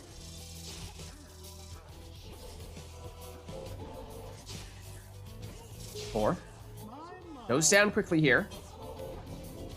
Gets the orb back and has an unblockable crone throw. One and all. That will finish Yeah, the job. quick throwing the whole time. It was quick throwing as well. Oh man, They vastly outperformed their adversaries. is that the second time we've seen a quick throwing crone with the customized off match today? I think it might be already. I think Anor was saying earlier that somebody had gotten that. And that's a strong setup. That is definitely a strong setup. Under the stars. Exactly, Arumi. I noticed that too. I was like, oh, Arumi will be happy. Yes, oh no. No, he will not. Well, let's turn customized back on, unless we want to keep customized turned off, in which case, let us know. Let us know if there's anything else you'd like to see for the next one as well.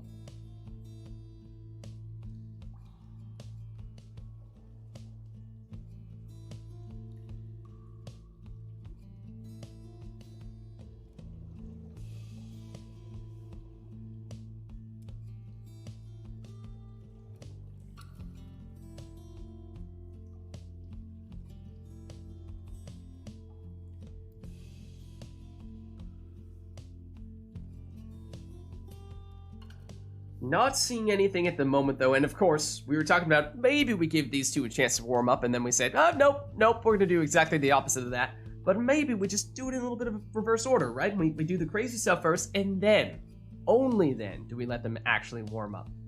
Maybe that's the way we do it.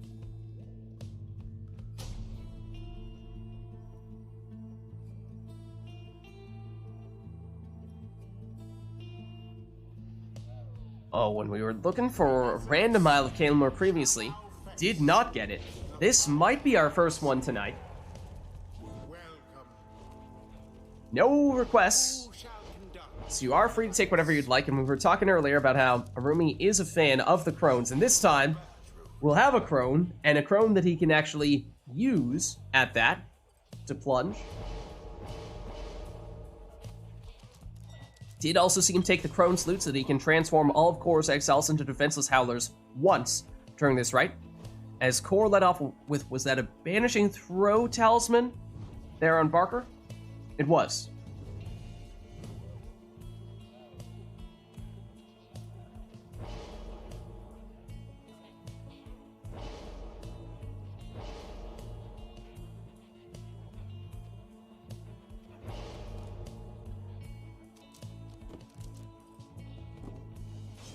Sir Gil. Focusing on the cast there with Gilman.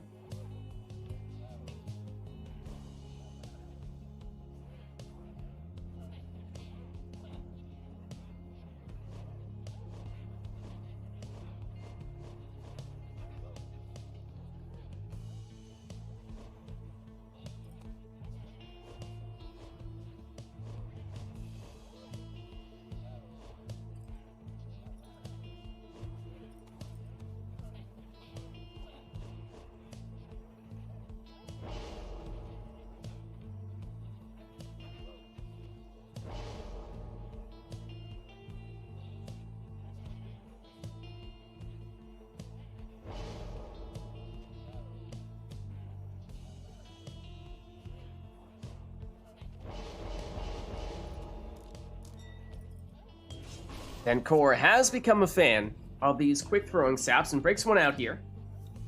Are you winning, son? What's up, Potato? How are you?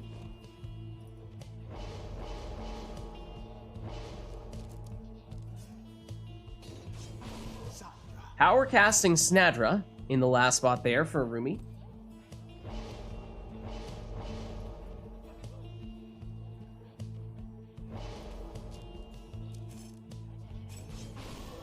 And then Webbed Lanthorn Messenger Imp for Core.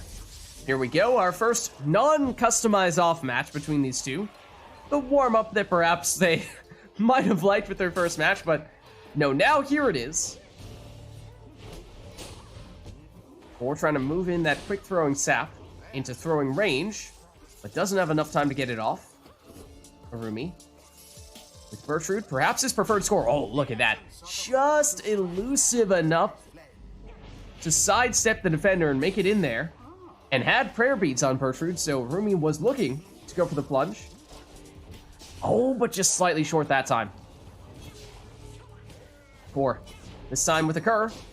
It's the banishing throw, Barker.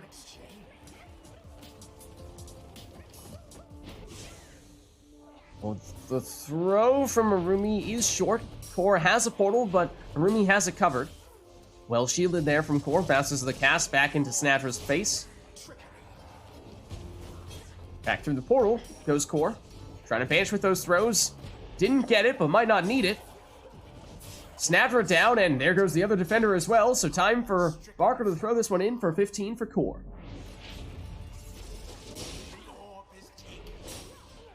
Down goes Barker. But Arumi right now with just Gilman. He's stopped. And that leaves Arumi defenseless for the moment. And time for Core to throw this one in for 25 with his sap. Bertrude wins the orb race and gets the orb into the Pyre in the blink of an eye. Remember, prayer beads on that Bertrude. She has already returned.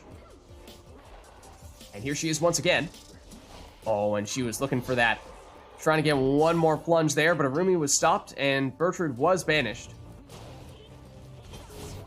Big banishments there from Arumi, though. Bertrude has returned. Oh, an aggressive push there. Banished the last of Core's exiles.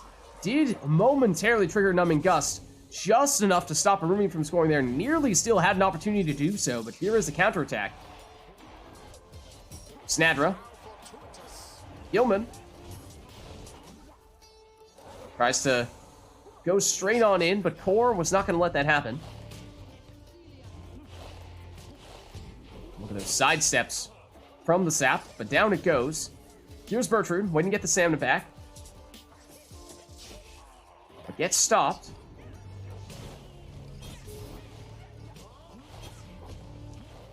Here's the quick throws, and from that range might be unblockable.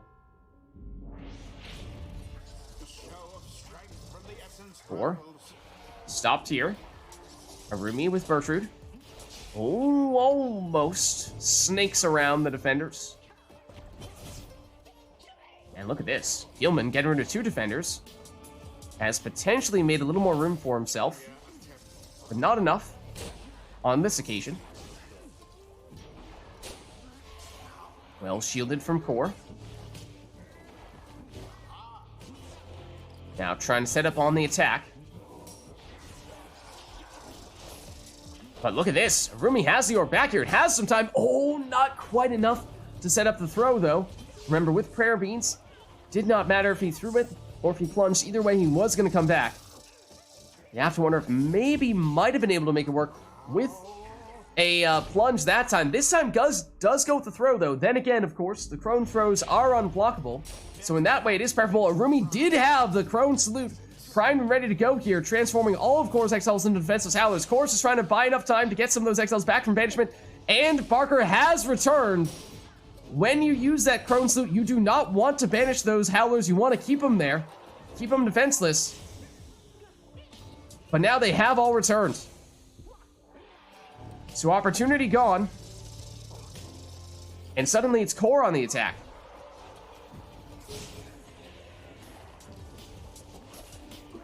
Throw from Arumi. This one is unblockable as well, but it must have been slightly short. 4. Through the portal. Quick throw. The full 25 drops Arumi down to 10. Which means both players capable of finishing this one score. It does, in Arumi's case, need to be Bertrude, though. No one else would have enough damage. For Core, it could be anyone, including this sap. But the throw is wide. No one to stop him, though. And there it is. Good game. GG. A narrow victory, yet nonetheless commendable. Always hit the Crone's loot a little too early. Ah, no worries. GG. Tight match indeed. Could have gone either way for sure. Till the next rite.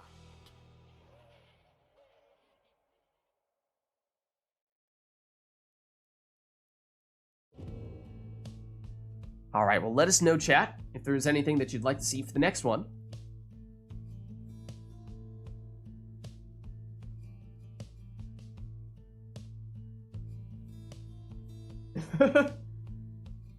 Some narrow crone plunges for sure, but that much more glorious for that reason.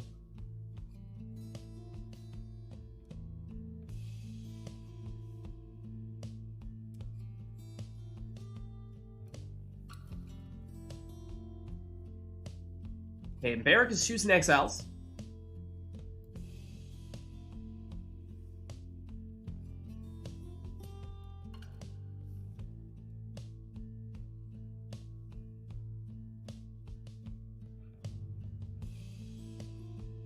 Gertrude and 2 characters you think are good at brawling. Any order. Wait, where is Brawling Per? We've definitely had this before. We've had a request like this before. But where is Brawling Per? Is Brawling Per in chat? Cover me. No sap, no sap, no sap. Let's go. I don't know. Are saps brawlers? Gateless Hummed. Okay, let me see. That is one that is perhaps going to require a band camp special trip. Let's see. Is that among the ones that Phaler had pinned? If not, it may take a little digging. Let's see.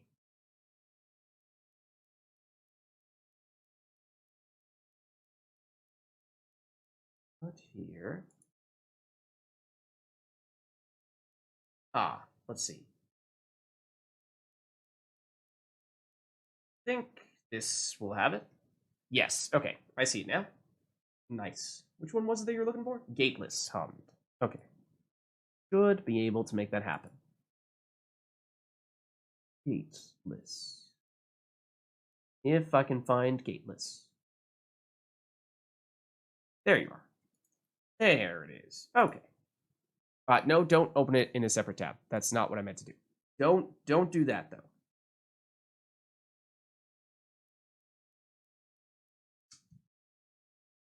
There it is.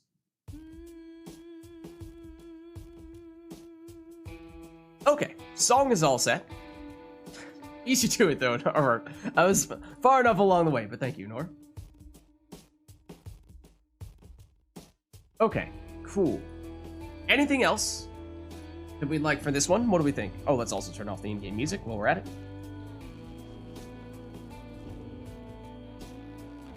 So, no Brawling Bird, sad face.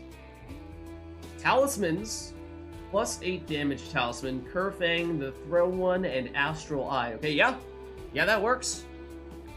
We can do that. We can do that. Okay, nice. Yeah, and I assume that means use all of them. Okay. All right, let's do it.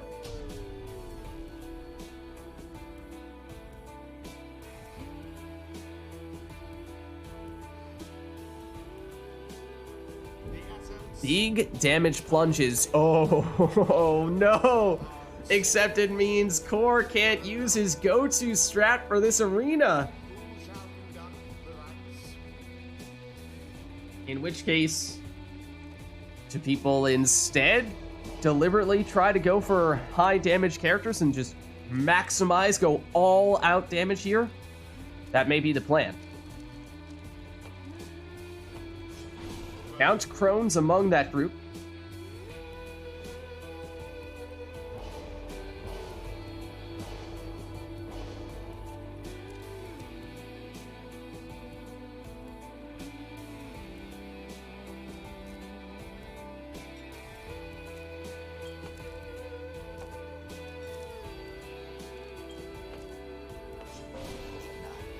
And both Rumi and Core have gone for high damage characters here. It does very much look to be that is the approach that both players will take here.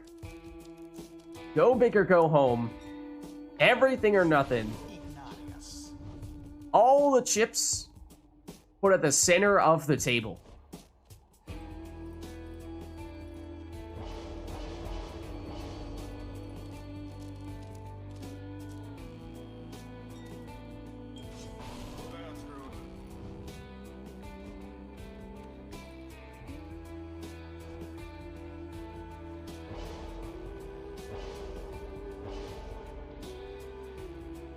Iggy with how brazen manner? Utterly brazen indeed. Then it's Tamitha in the last spot, notably not a maximum damage character, but does give Arumi a little more mobility. So a more well-rounded team, at least in that way.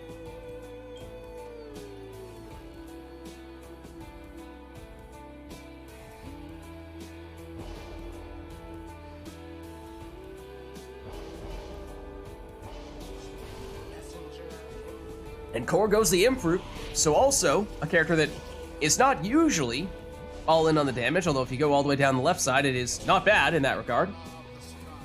There's the Kerfang Plunge, which means 38 damage on this occasion. And don't blink, because just a few plunges is all either player will need here, because that's 38 damage for Arumi as well. Is Messenger Imp a skilled brawler? I mean, we don't know much about Messenger Imp, but it's certainly possible. I wouldn't rule it out. I think Messenger Imp has a few secrets that he's not letting us in on. Some of which may be his extensive experience with the Fight Club, because then again, of course, we don't talk about Fight Club.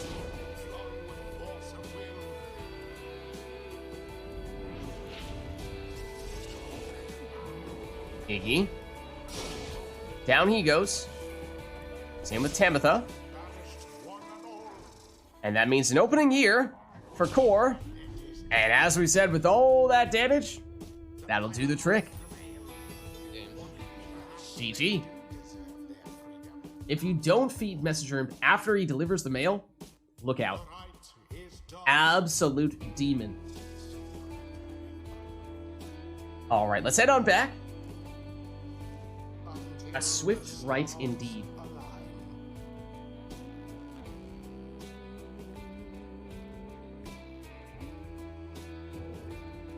Alright, let us know, chat, if there's anything we would like to see or hear for this next one. If not, we will usher Tariqbot out and go back to the in-game music, like so. What do we think?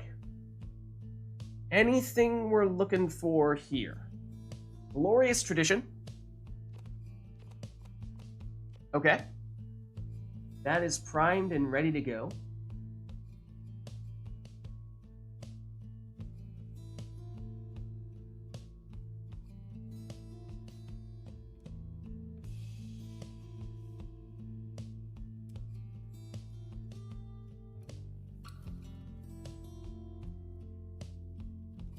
Vaub. That can be arranged.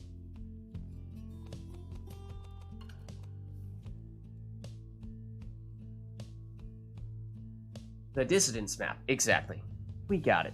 We got it. We saw that Core was unable to use his preferred team composition here on a previous trip to the cairn. I have a question, Lids. Yeah? Why do you have to say it every time? Every time Karen Core's like, on what occasion, Lids? Can you not announce it so I can sneak it past people? Exactly. Do you have to remind people every single time that that's what I want to do?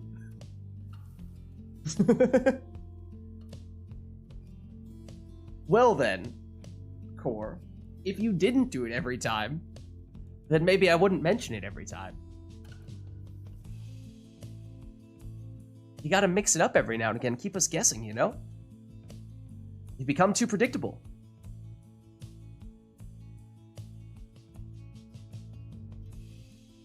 Will that be all, though? Will that be all?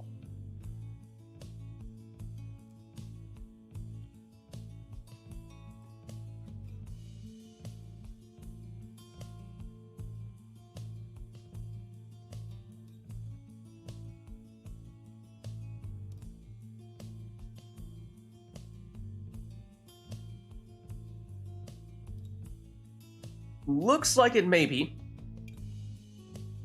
So let's get started.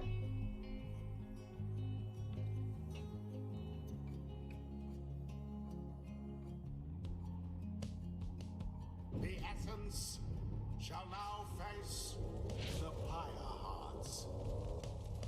Welcome. Who shall conduct the rites? Alright, so no requests affecting your team composition here. It's just the arena and the song. So you can do whatever you'd like. For Rumi, that is a legendary talisman, dressed as Plume, on Pamitha, so she'll get extra 5 damage if she flies in, and has a 50% chance to come back from banishment, as if she had prayer beads. 4 leads off with Gilman. I will say no more.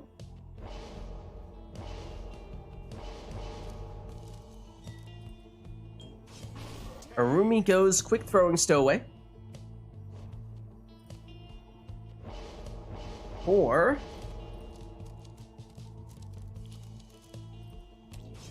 goes for a Leeching Crone. Okay. Okay.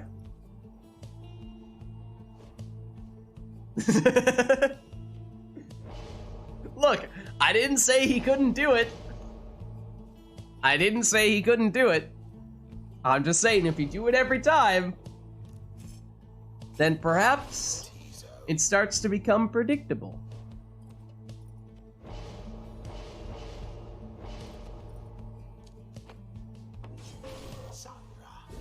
Alright, well, with that being said, let's get started here. Core took a little bit of extra starting Pyre life with Snadra. But here's Bertrude, and after that huge cast, cleared out a lot of time and space here, with no one back to defend against his 30 damage throw.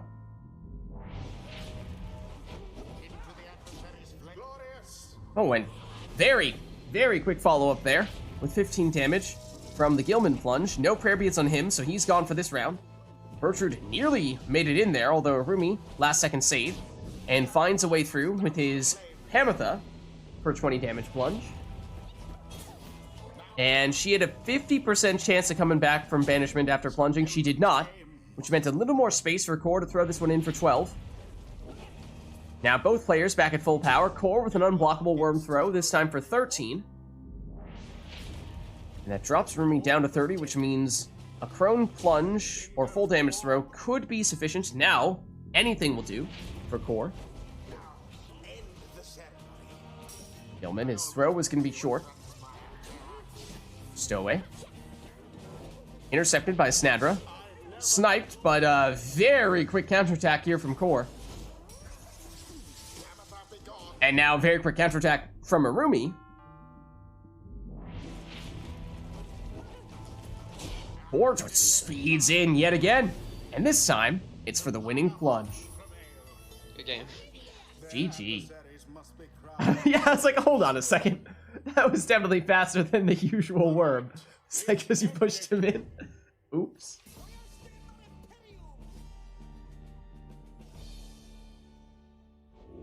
Alright, let's head on back. What was that in response to, Anor? The part where Cacao was like, Lid's ruined it. It's because I called out Core, anticipating that he was going to do the Webbed Lanthorn, or not Webbed Lanthorn, the Bottled Void on the Cairn. And then Core's like, Lids! Do you have to say it every time? Let me surprise people every now and again.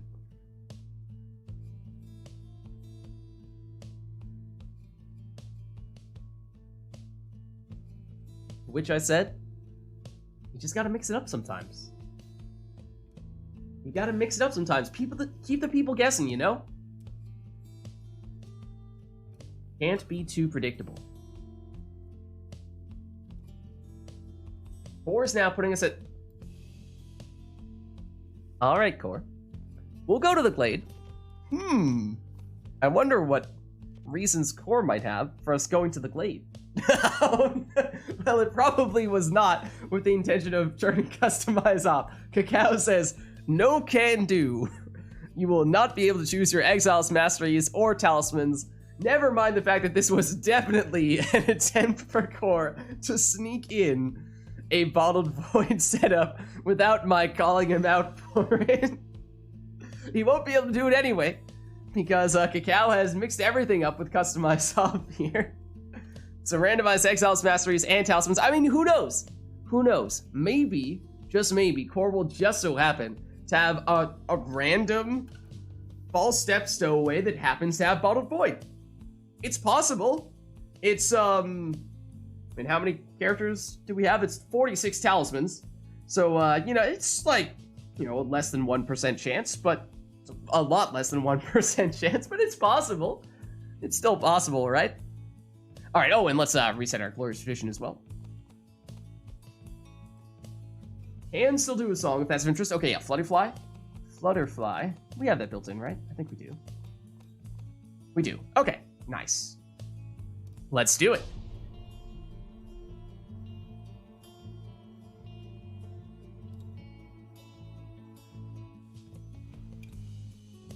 The essence shall take on. Okay, so for Rumi, it's a demon, a nomad, and a cur. That demon is Orlek, no less. For core, it's a sap. It is the stowaway, and it's Vids. We're gonna have to see what this stowaway has. Is it possible? Did it happen for core? Possibly. Possibly. First, he plunges with his demon for 30, though. Will we be able to find out? Luminous Idol. Is that on Arumi's Orlek? That's an interesting one for Orlek. I mean, now he's down for 25 more seconds, and Arumi, I think we've seen, does not have Sacred Bond, so may not have any ways of getting him back. That's a at least somewhat right side on Dalbert there. Numbing Gust will slow down Arumi if he banishes everyone on Core's side, which means Core also may not have much in the way of rekindling. Black Heart on that Dalbert, of course. Of course. Of course. No false step, no bottled void. Sad face. Luminous Idol on Orlek. No Celestial Spike. Not that it matters here. He'll take his own rebound and follow it in for the 25 damage plunge. There are prayer beads on him. Did we establish what talisman he has? Yes, we did. He's the Luminous Idol one, right? Okay, then it is Palmus. Uncontested, 25 damage throw here. Orlek, oh, wanted the orb, but the sapling was well placed.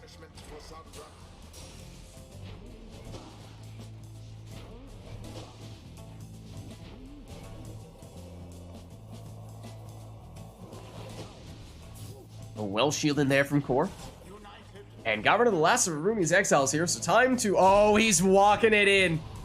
Walking it in for the winning plunge. GG. Most excellently done this time, I must admit. Thus end this night's proceedings. Alright, let's head on back. Until the next rite. And Arumi says probably just one or two more for him, so heads up if there's anyone in chat who is interested in getting in on the action soon. We will be looking for someone to take Arumi's spot in the not-so-distant future. There always must be a character that has Black Heart when Customize is turned off. It is built into the Pyre code of this, I am convinced.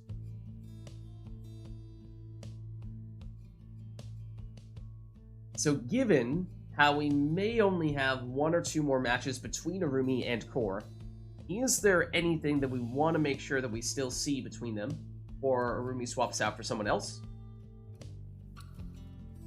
Is there anything that we want to make sure that we still get? I know it isn't actually, but in practice, in the code it may not appear so, but in practice, it certainly seems like it is.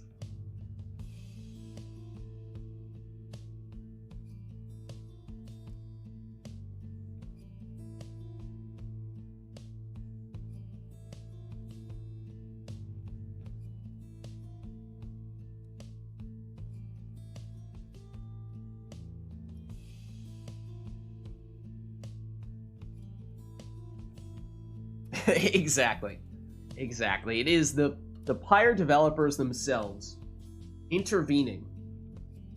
I mean, sorry, the will of the scribes intervening and making it so that we always have at least one Black Hoof exile.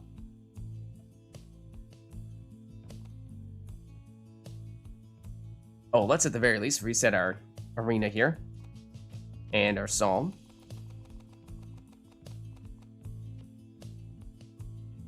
Not seeing anything else from chat request-wise at the moment, though. Let us know if there is something you have in mind. As I said, possibly could be the only one between Arumi, and Core. So we'll turn Customize back off, or back on, unless you want to turn it back off, in which case, again, let us know.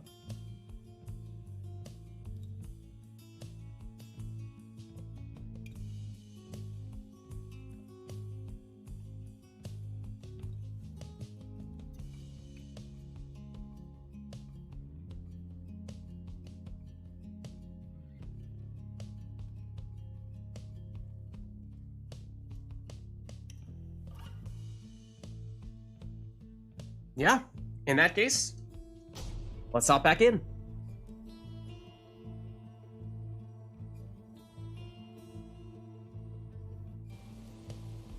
Oh. The essence Okay, fall. Not the boat. fire hearts. Not the boat. Come, Sad shall face. conduct the rites. No requests here at all. So you can take whatever you'd like. Udmilda, It's a quick throwing Udmilda for Rumi, as we've said previously. He is a fan of the Crones, although I think we usually see him say that it is actually the plunging Crones that he's the biggest fan of. No, Gilman is not a cur. Thank you for asking.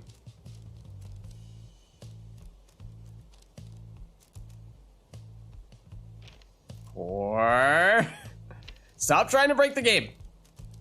Yes, I noticed that the legendary talismans that would not normally be applicable on Gilman were not grayed out. But you stop this right now, Core.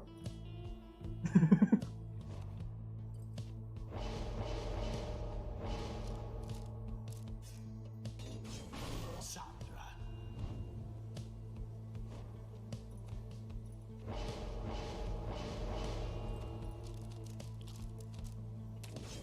Bertrude.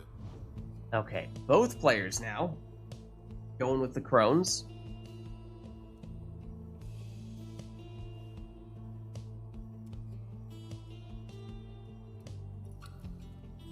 If Cur Legendary worked on worms, that'd be pretty crazy. That would be pretty crazy for me with the caps lock. Oopsie daisy.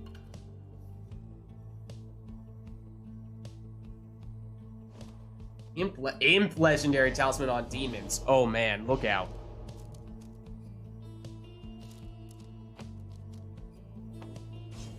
Jodariel.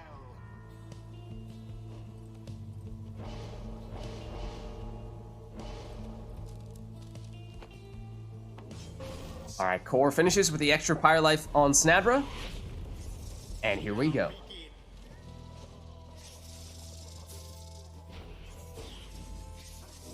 Ooh, look at that. Arumi sees the orb right next to the Pyre and swoops on in for the quick plunge. Worm Legendary Talisman on Black Magic jumps. That could also be. Imagine those on the boat, no less, on demons. Oh, man. Even more slam dunks from the entire length of the arena.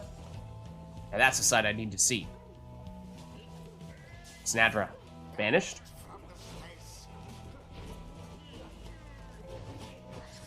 Or chooses to go in with the Crone here for 30.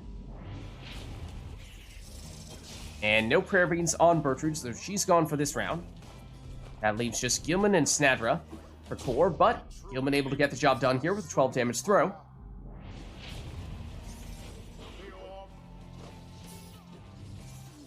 Arumi with Udmilda.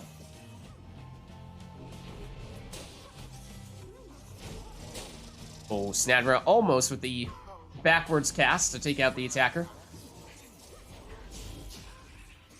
Series of banishments, from which Udmilda emerges. Unblockable throw. Does it have enough on it? It does. It does. It lands for 30. The Fireheart's adversaries gained an edge.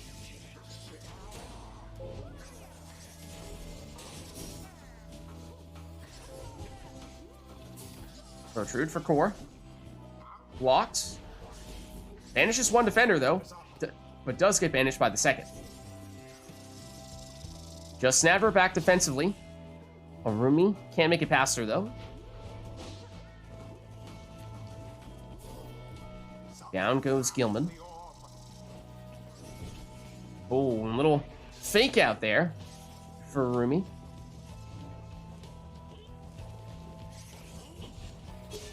Down goes Udmilda.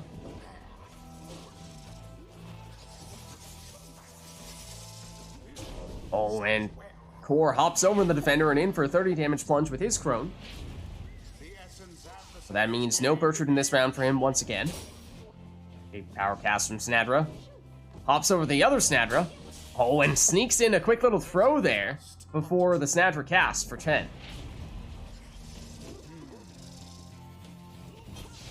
Oh, and Core well banished there. Banishes 2, in fact, with Gilman. Nearly a third, no less.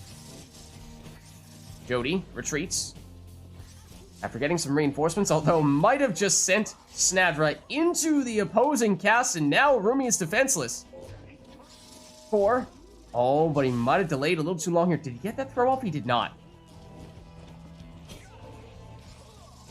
Udmilda. Down she goes.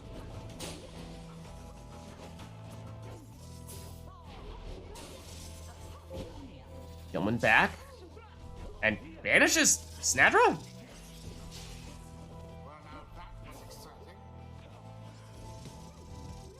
Udmilda. Snadra back defensively. Rumi was looking for the throw. Not sure he would have had the range there, but definitely didn't have the time. Snadra versus Snadra. Bertrude blocked. Banished, and so is the defender, though. Udmilda, a little bit of room here. Oh, but Gilman is back defensively. Rumi was defenseless for a second there, but by the time Core has the orb back here, Rumi has some people back in position defensively. Ooh, but Core sees an opening and throws this one in for 15. Stalemate in the middle. Rumi ends up back with it, though. That throw, slightly short. Gilman shoulder smash by Snadra. Snadra down, and Jody got banished as well. Udmilda does return just in time for Rumi. Jody back, but immediately gets banished. Rumi's throw, once again, slightly off target this time, I think.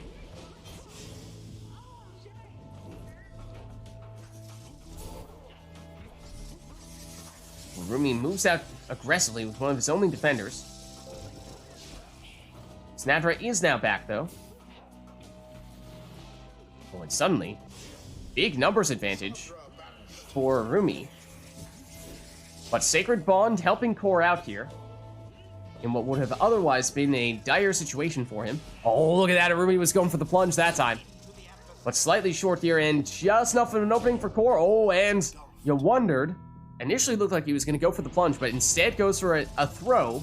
Less damage, but did, of course, mean that he'll keep Bertrude in for this round. Speaking of throws, now that one's off target. Although, with all the defenders gone, attempt number 2 will land for 24, and both of those Bertrude scores were leeching Pyre Life back for Core, and drop a Rumi down to just 5 Pyre Life, so any score would do the trick for Core here.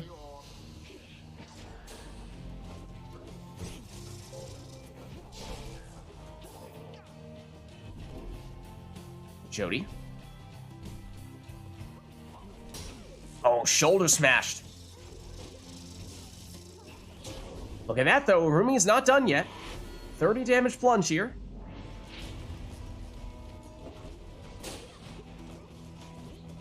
Gilman for Core. Driving up the middle, goes for the throw. And that'll seal the deal. Good game. GG.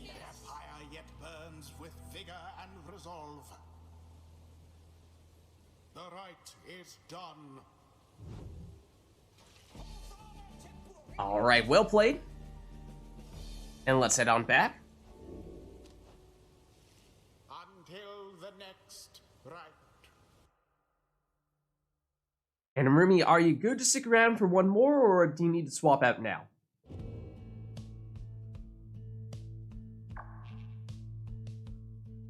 All right, no worries. Thanks for stopping by, Rumi. Good to have you. Core is like, I will have my Glade and or my Cairn, no matter what you guys try to do to stop me. Once again, though, Cacao says, absolutely not. Bruh.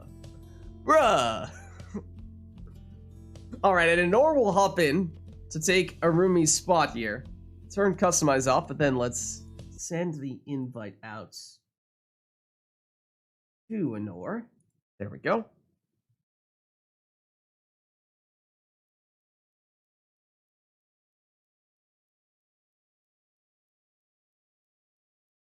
And Anor, I assume Nightwings for you? Oh no! Oh, right. This is one of the ones where we've said in the past, sometimes the colors are similar and we want to switch it up a bit. Chastity instead. Okay, gotcha.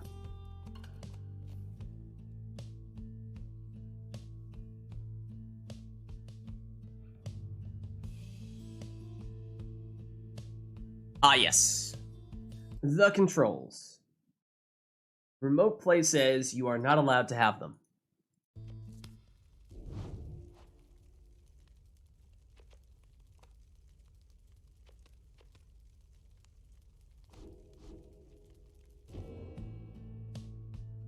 Okay, so Glade of Loot Customize Off covers almost everything, the one exception being a song, if we would like to go that route.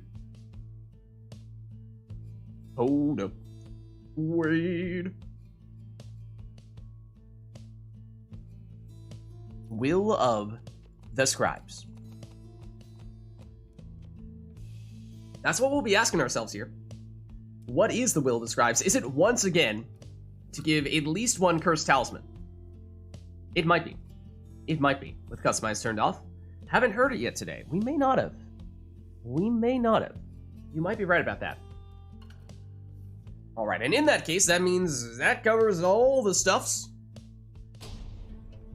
So let's get going. First one between Anor and Core today. And no warm-ups this time either. Straight into the customize off we go. For Anor, it is a harp, a savage, and a worm. For Core, it is a worm, a harp, and Oralek. We're controlling the same person. We are controlling the same team, they say. That is probably not a good thing. Hold on, let's see. Might be able to fix that with... Mentally ill harp is what's going on there. So remote play says that Core is player 2. Core is very clearly not player 2. Core, do you mind unplugging and replugging your controller? Classic. Absolute classic.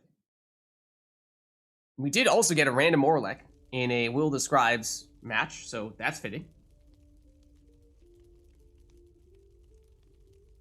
So that's one potential approach. Pretty sure that did. I don't know, we can check. Yeah, I'm not necessarily convinced, but let's at least try it.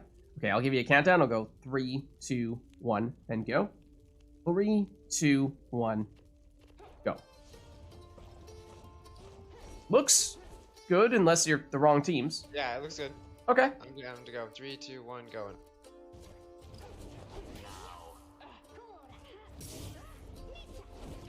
Alright, here is Core with Tamitha, making it all the way in for a 20 damage plunge.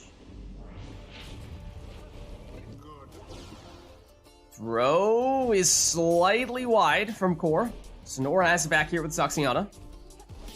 And she harp pushes her way in for 20. That was an interesting cast. Was that a Nor starter to cast and then mid-cast also use the Savage Salute? Looks quite odd. Is that a thing? I didn't think it was. The Core throws it in for 18. They seem hungry for the O. Anor plunges for 20 here.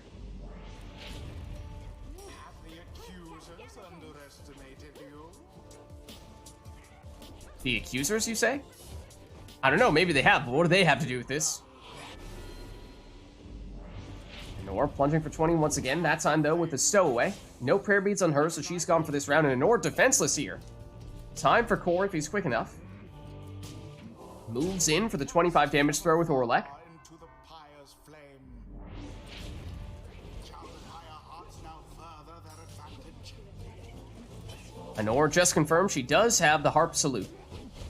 Not necessarily sure she has a great character to switch into with it, but Orlek, brute forcing his way through, knocking people back with his jumps. Once more like that, and we are finished here. Stowaway. Causing some trouble here with her salutes.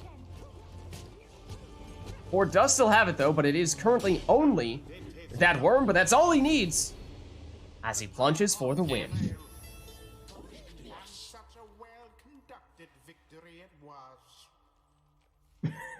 Hey, Right is in. there's nothing wrong with worms, okay?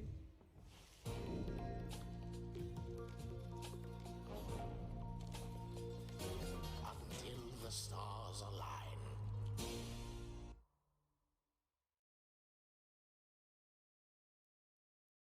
Just to be clear, I did not say there was anything wrong with saps earlier. I just said that they're divisive. Some people like them a lot, some people don't. But let's turn customize back on here and we'll go back to our defaults. But let us know, chat, if there is anything that we would like to see or hear for this next one.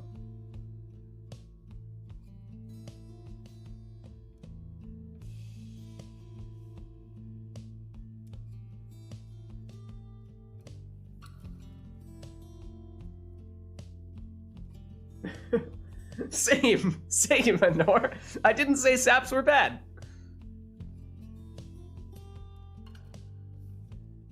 Guys, we can all agree that saps and worms are all bad. What? Core, how could you say such things? Every class is bad. My word. The rights were not created for you to besmirch. You blasphemer.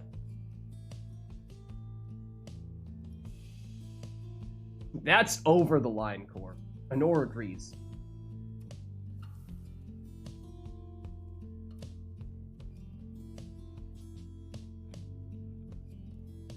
Alright, but not seeing any requests for this one. So why don't we just hop back in that case?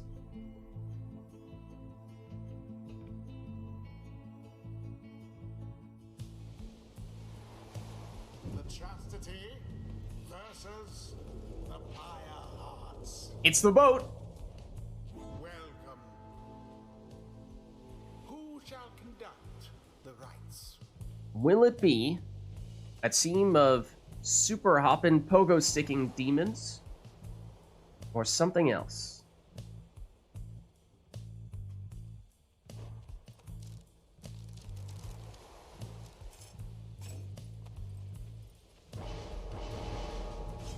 Teaser. Honor leads off with a webbed lanthorn imp.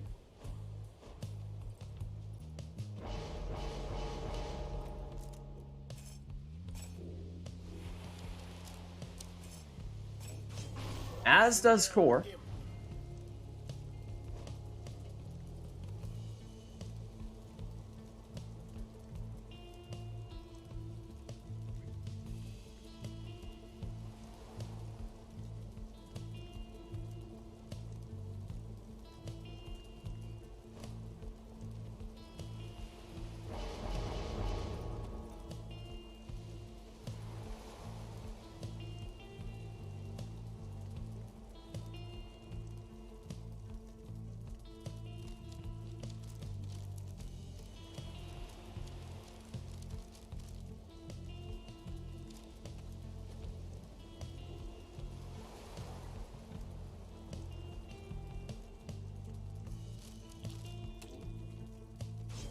Ignatius. Alright, break out the demons. A leeching Ignarius.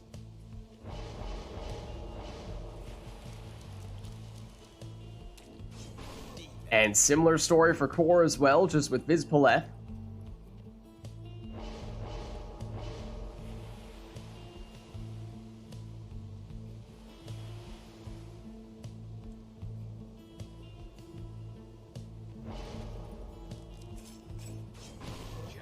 And Honor doubling down with a Speedy Jody.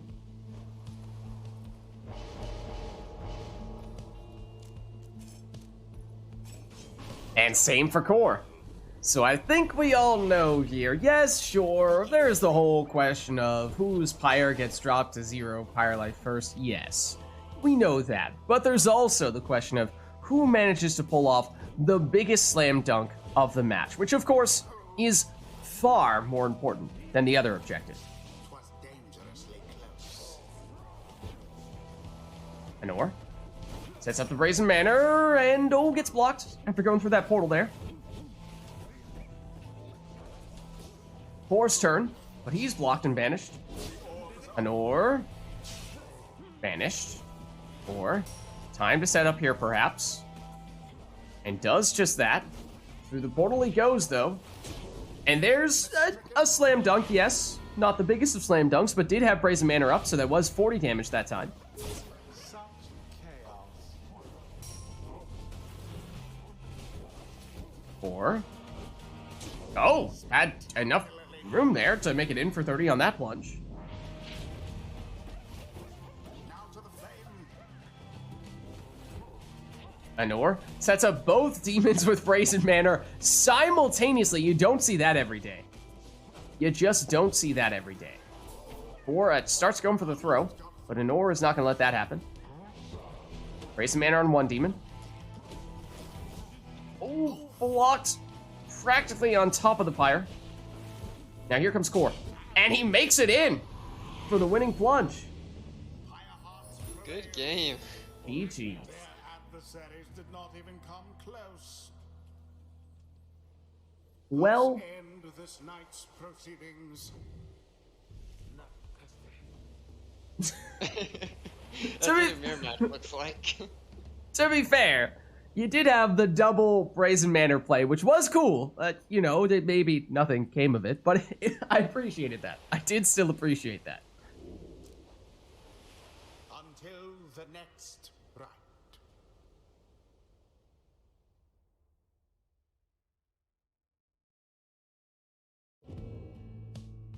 All right, well, let us know, chat, if there's anything we want to see for the next one.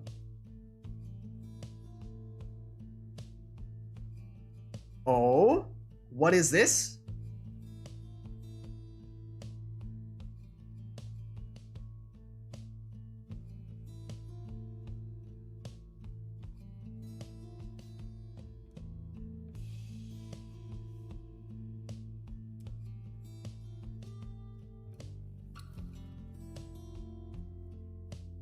Oh, man. Is it time? Is it time? Not only does Cacao say that, to quote, I now allow Core, ... you know, we also have a specific talisman request for none other than the Bottled Void. Could it be time? Time at last.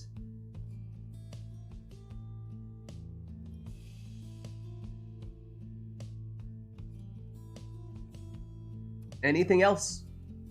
Or will that be all?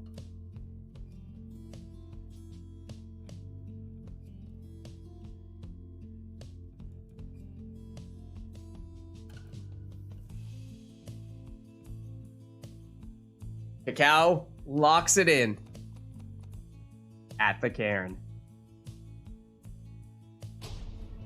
Let's do this. Thrashback. Oh, hold on. We got a thrashback. You're right. You're right. I'm not sure we've heard that one today. Have we? Certainly haven't had it requested yet. I'm not sure if we've gotten a random one. We haven't had too many random matches with the songs. The Pyre hearts. Welcome. Yeah. Yeah, I think so. Who shall conduct the rites? Alright, so Nor, of course, has also used some Bottled Void strats sometimes in the past, and generally has done so with imps. Goes that route this time as well. Of course, Bottled Void, the talisman in question, the one that is requested here, will, when a character comes back from... Oh, and Core going with a Cur this time. When someone comes back from banishment with that talisman, they will suck in neighboring exiles like a vacuum cleaner, and if they fall within the range of an aura, they'll of course get banished in the process. So generally that means players are looking for ways to bring back a character from banishment as quickly and as often as possible. And with that chaos, find some ways to sneak on through for some scores. Anor says, come on, Core, I dare you to mirror match me. Core will do no such thing. Does still, of course, go Bottled Void, that was requested, but definitely choosing a different setup, a different way to make it happen. So for Anor, it would likely be going through portals with Sacred Bond active, so therefore stepping on the portrait of said imp and triggering Bottled Void that way, whereas Core is going for the Lucky Break, the automatic, or the potential automatic 1 second respawn on the curse, along with Sacred Bond coming from Snadra. And here we go, the match that Core has long awaited. There is our first Bottled Void. Anor through the portal, and infinite stamina in the process. Oh, banishes one defender, but doesn't get the throw to score. More Bottled Voids is trapping Core next to his own Pyre, but may have just emerged from the chaos, and does for this 20 damage plunge.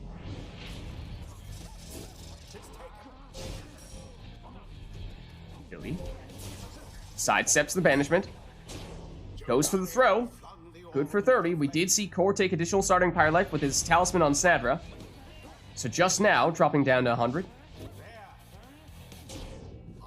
There's another 20 damage Cur Plunge coming in for Core.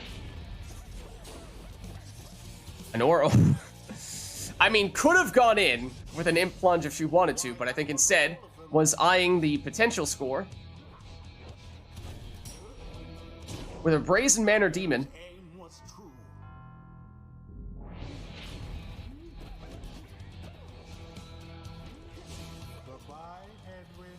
Interesting to see both players hesitating. Very clearly, both of them prioritizing the Bottled Void plays over perhaps the more traditional, hey, by the way, my opponent is not currently blocking their Pyre. Maybe I should just go in for a quick 9 damage throw.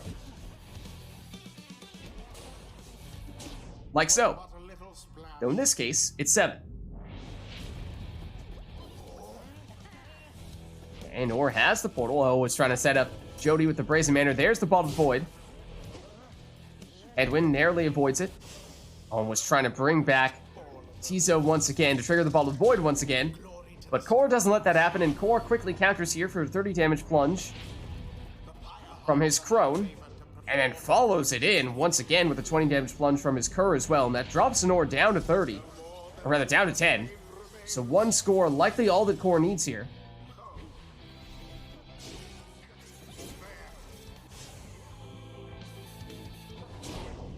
Except that Anor took some rekindling from a talisman.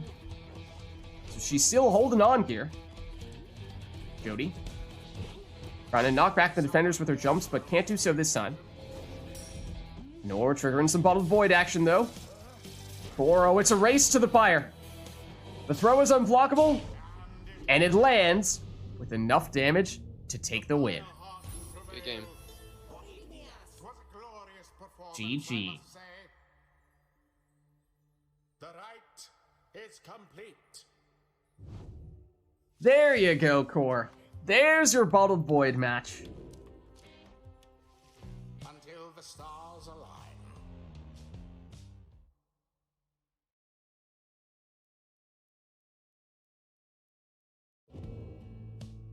So now that we've at least gotten one of those in, what do we say for the next one?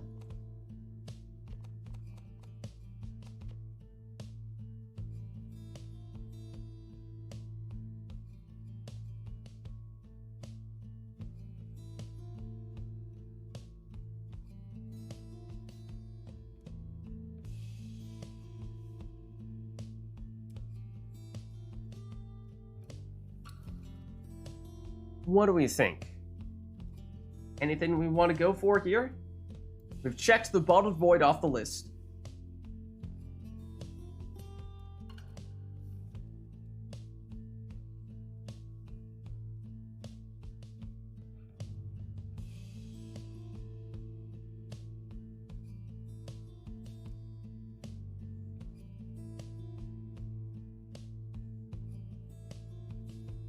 Not seeing anything else at the moment, though.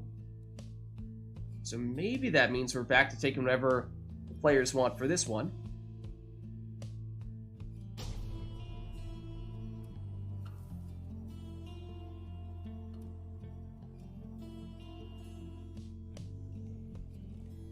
The chastity shall confront the Pyre hearts. Welcome. Who shall conduct the rites? Okay, and Anor goes with an all left side Pamitha prayer beads in the first spot so she can switch places with her closest ally using that salute.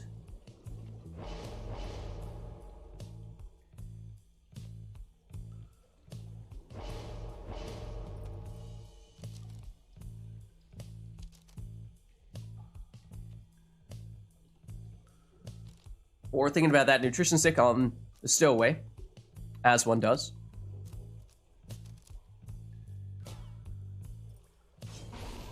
Infernal Bloom on the stowaway. You don't see that all that often.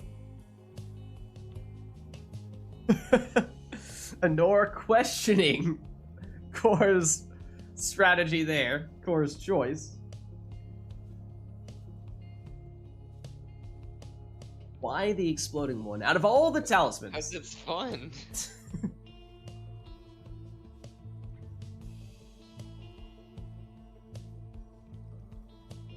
Well, Anor disagrees.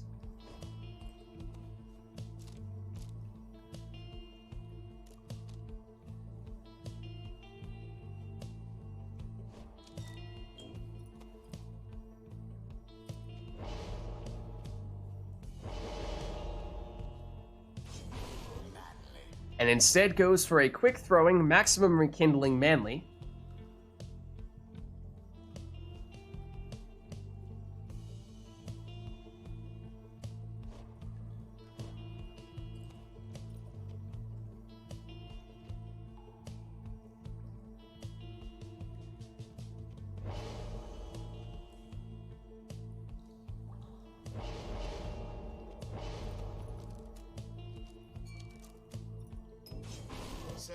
Or goes for some leeching there on Gilman. Then Anor still goes for the nutrition stick there on Volfred, so 2 saps this time around for her.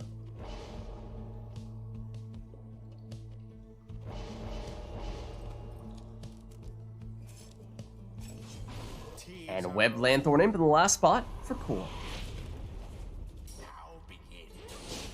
And without using that switch, but Volfred goes down. 4, trying to find a way through with the stowaway here. But that's a lot of saplings to try to break through. Pamitha switches in, and oh, yes, Anor just enough to get in a 6 damage throw here. Pamitha might have been thinking about that salute, but Anor hesitated, and down went Pamitha. Those exploding saplings. Bit more of a threat than usual, of course. But there's not only 15 damage on that worm throw from Core, but also 10 leech, which will get him back up to the 100 starting power life he began with. That is until Anor throws this one in for 25 with her quick throwing sap. Pamitha switches in. No, but down goes Manly that time. That's the throwing sap. Anor, not enough time that time to blink through with Volfred. 4. Notably does not have the orb with that imp, but does set up a portal right on Anor's Pyre and messes with the color of Anor's Pyre. What was that all about?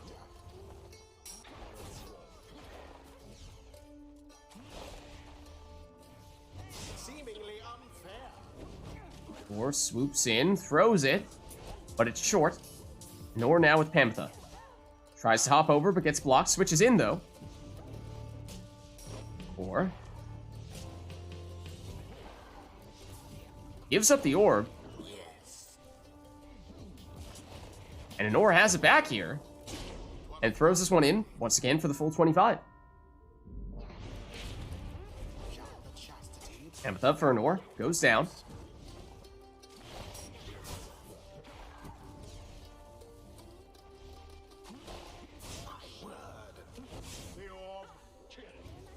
Stowaway. Only one at the moment here for Core. But goes straight on in for 20 damage plunge. Amethyst switches. And Nutrition Stick Volfred is not able this time to get in the throw. Oh, look at that huge implosion there from Tizo. Core able to sneak in 11 damage on that throw and some leech as well. And that has certainly started to add up a bit here. Amethyst switches. Oh, and it looked like Anor might have just barely had enough time to get the throw off, but couldn't release it before she got banished there. Amethyst. Down she goes. Manly is still back defensively against a Stowaway. Tizo. Yeoman. Or lining them all up here. Preparing for the attack. Doesn't have that kind of range on the throw, though.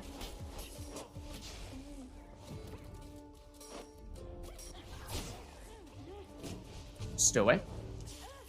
Down she goes. Amethyst trying to avoid Tizo. Switches out. Tizo keeps on going. Sets up a portal that will lead straight into Anor's Pyre, so Anor needs to be careful here. If Core gets it back, it is basically an automatic score, and there it is. The interception and the plunge. 15 damage, 10 leech. As we were saying before, the quantity of leeching scores that Core has gotten here has at this point become quite significant. Lots and lots of shields there, although eventually Core able to banish the entirety of Anor's team. It does trigger that numbing gust, but even then, still enough time to plunge in here. But we did see Anor went full rekindling on one of those saps, so it's still 50 Pyre life on that second life bar. Bam. Manly. Oh, well shielded. Core does have an Exile hiding in the flames of the Pyre, although no one back defensively now. Nor switches, and from that range, that throw is likely unblockable for 25 damage there. And I think at this point, we probably have reached the point where, oh, certainly after that, if it were not for the leech that we saw Core get previously, she would have had enough damage here. So again, the significance of that leech cannot be overstated.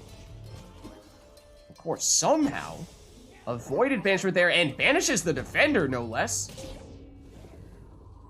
Plunging for 15 and leeching 10 Pyre life back, which now gets him back up to 30, which is significant because that means that now Anor does still need 2 scores, whereas previously she might have been able to finish the job with just 1. Oh, look at that, though. Clever play from Anor. Finds a way through here for the 25 damage throw, and now, once again, 1 score. All she needs, doesn't matter who it is. Oh, and it was nearly right there with the Nutrition Stick Volfred Blink. Comes up just shy, though.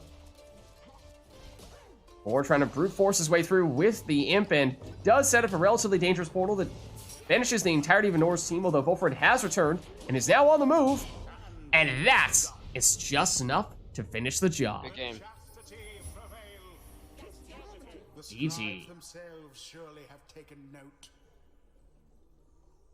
The ceremony is complete. Well played, you two. Let's head on back. Until the stars. What's up, Cam? How's it going? How are you?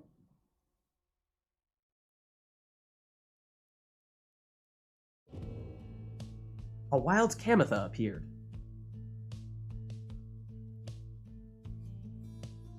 It's a me.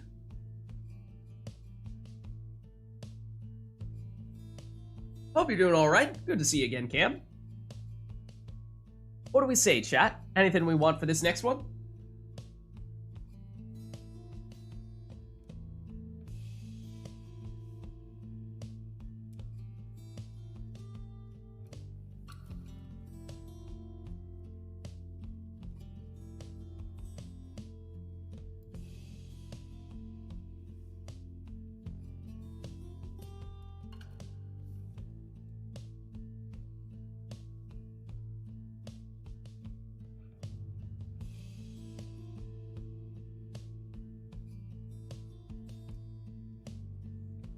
anything at all that we'd like for this one?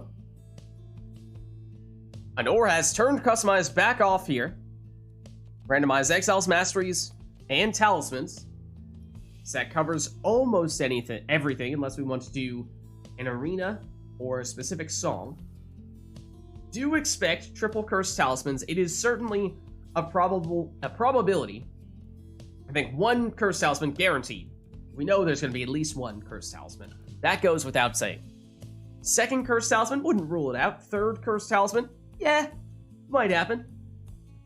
It's possible.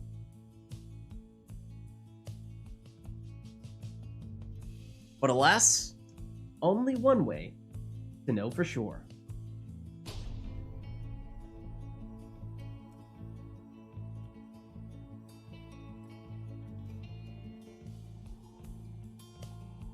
The chastity shall take on Okay, for Anor, starting Pyre Life with 2 crones and a harp. For core, it is 2 demons and an imp. Interesting setups here. Double of one class for both players. Anor does have the harp salute, so she can switch places with her closest ally. Core does have portals.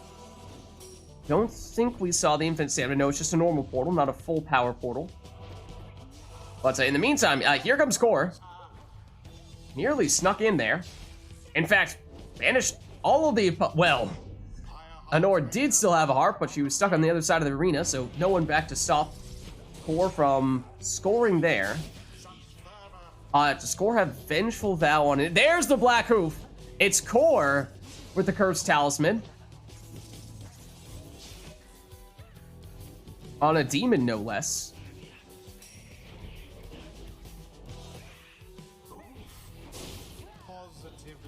Anor here with Udmilda. Starts going one way, sneaks around the other way. Hops past the defender, not yet banished. That throw is unblockable. Oh, except look at that. Did not even realize Core got the additional starting Pyre Life from both of his demons. So that was 170 to start off with. Even after that score, still 151. Anor, we did see, I believe, had a talisman that gave her the extra starting Pyre Life, which was not as much as what we see from Core. But both players starting with over 100. Gertrude, she goes down. Now it's Udmilda and Tamitha. Oh, and Tamitha sacrifices her teammate, but gets the orb back somehow? A Mooncrest must have triggered there, so she came back more quickly and just in time to save what would have been an uncontested score.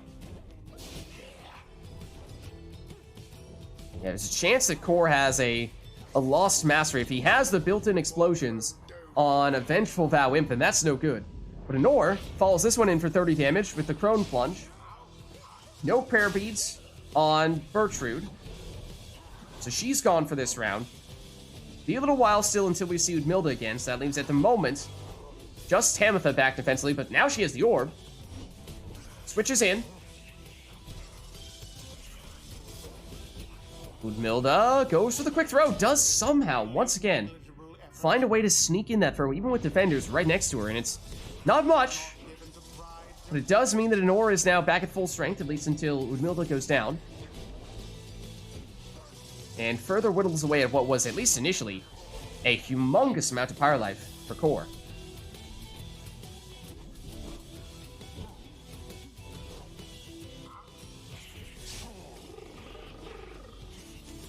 Anor back on the orb here, but Core quickly cuts off Udmilda. And, oh, takes out Tamitha as well. Sets up a portal directly on top of Anor's Pyre. If he gets that portal, it's basically an automatic score. Except at the last second, Anor switches the location of the portal, shutting down what would have been a guaranteed 30-point play.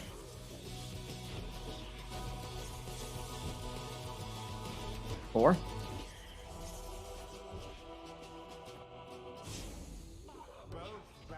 Orb bounces back out here and nearly went straight to Anor. But Core has recovered it here. Bizbaleth. Throw intercepted. Anor loses an exile, but now on the attack here once again with Udmilda this time after the switch.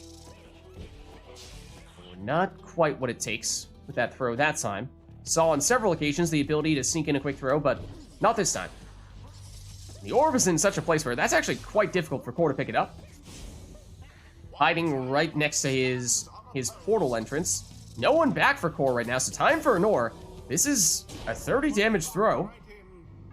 And finally, we see someone drop below 100 Pyre life.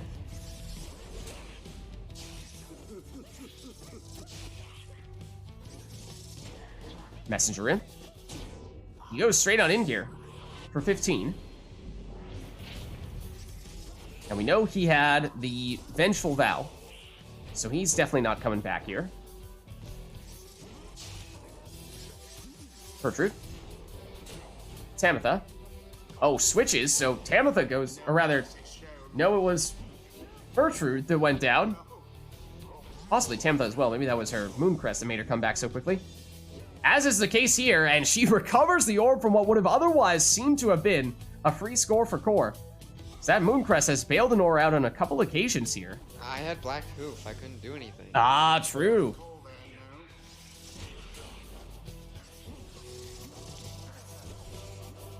Well, he can score with this demon. Plunging here for 30. Best not let this go to your heads, Pyre hearts. Anything with that.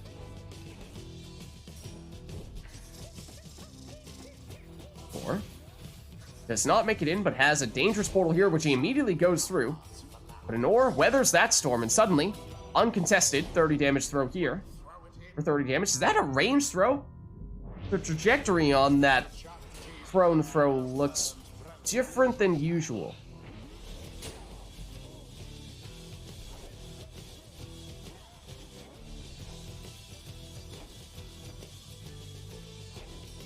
Four. Oh, passive back to his exile that can't pick it up. And perhaps for that reason, waiting for Messenger Imp to return. And now with just Visible left, is that his demon that has the Black Claw? Well, none of them are here anymore. And an ore maybe was looking to see how quickly Core is going to get someone back, because it was about to happen with Messenger Imp, and so this time she opts for the plunge rather than the throw. So that means no Bertrude this time, but an ore just needs one more score. Core does have Brazen Manor for extra damage, and so that means that is worth 40 damage right there. But no Visible left for this round after that plunge. And he can't score, or at least not easily, with Iggy, because he can't pick up the orb. So that means Core is relying very heavily on Messenger Imp at this point. An ore blocked and banished. Here is Messenger Imp, as an ore defenseless at the moment until she gets Udmilda back. But down she goes. Everyone else has returned, though. Well, that's weird. That looked like that was going to be a shielded Tamitha, and yet she did get banished nonetheless. Messenger Imp. Oh, look at that. Sneaks in a little throw, and that's actually huge. Not only does it drop an ore down below 30, it means that Visible has returned, so if Visible scores next, Core is able to finish this with one score and take the win. Wasn't possible before, but now it is. Not with only Ignarius, though. He's the one that can't pick up the orb. It would require a fair bit of setup for him. But here comes Vizpaleth. Probably Core's preferred score, as she's the only one who can do it in one go. They trade casts. Oh, but look at this! And Core completes the comeback. Good game. They GG. somehow managed to scrape by despite their adversaries' efforts. The ceremony is complete. Well played, you two, in another customized off match. Until And another interesting one at that.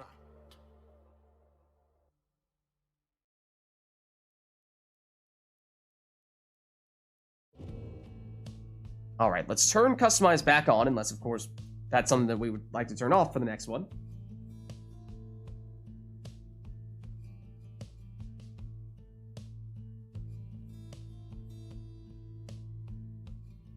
Alright, no worries.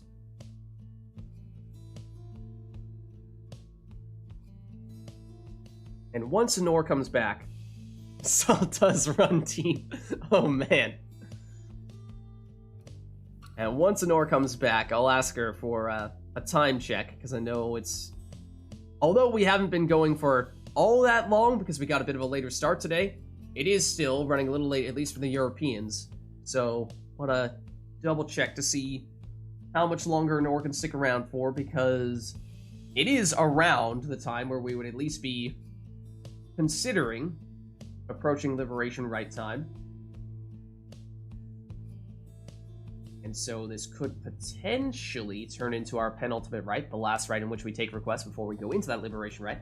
But we'll double check to see how much longer Anor is good to stick around for.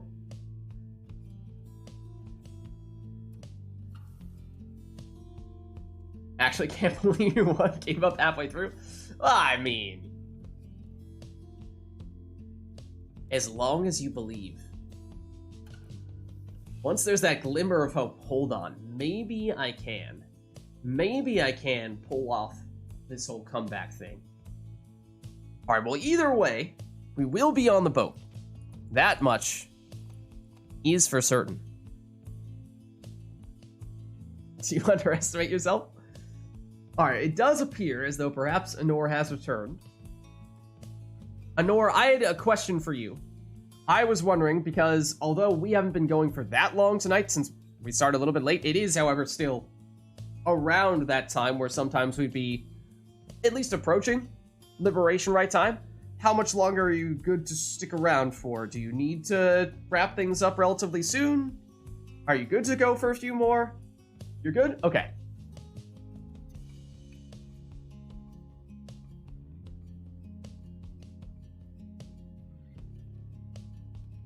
And Core's down as well for a mirror match at that. On the boat. Oh, man. Oh, man. Let's do it.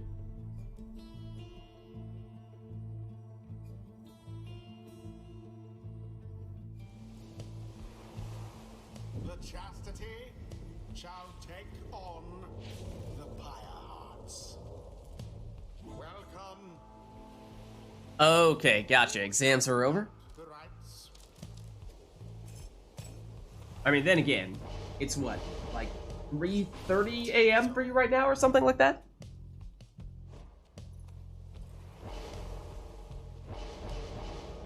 $2:30. Okay. Not quite as bad. Messenger imp. Close.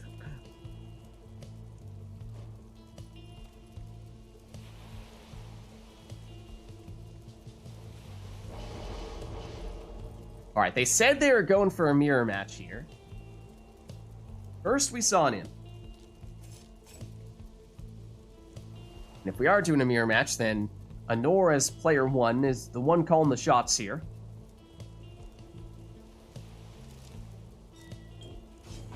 And she goes ring on Jody, which of course means, assuming that she takes a ring on another one of her exiles, that they'll both get infinite stamina at the start of the match, or the start of a round.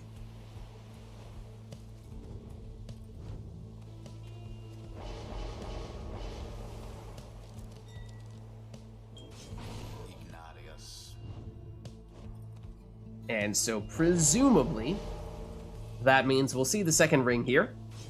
That we do. Yes.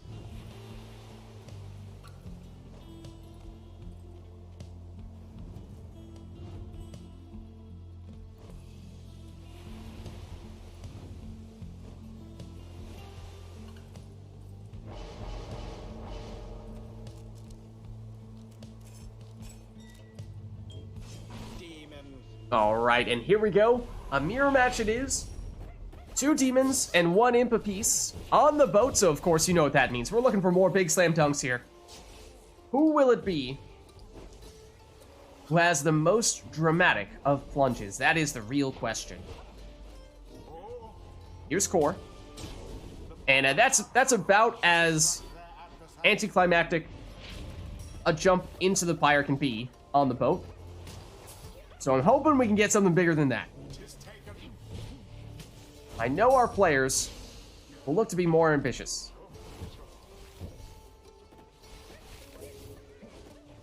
Or, I mean, he does have an opening here. Messenger imp So he the messenger him did it. He just throws it in for 15. The orb is taken. Oh, and Core just goes under the defender that time. And, you know, might have been a little bit off on the plunge, but we'll still count it. Oh, and Core. How utterly brazen. Sets up the brazen manor right next to the opposing Pyre. Bold move. But Anor now has brazen manor active. She's backing it up for a bigger... Oh, almost. Almost on the double puddle jump.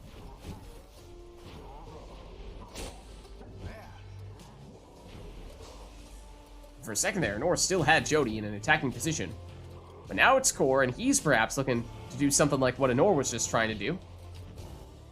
Looking for the long-range jumps. The greater the distance, the better. Not quite that time for Anor, though. And if she wants to do it with a demon, she will have to wait here. In the meantime, Core has banished one of those demons. And has the orb back. Makes it in, no less, for 30 here. The rite is nearly ended.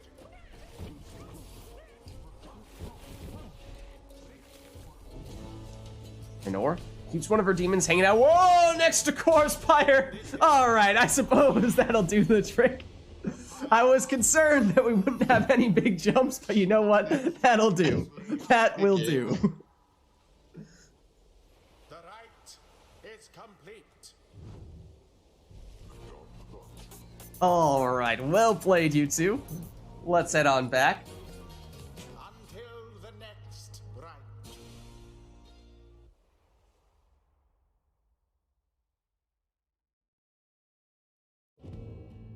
All right, let's reset ourselves to our defaults here. But let us know if there's anything else we'd like for the next one.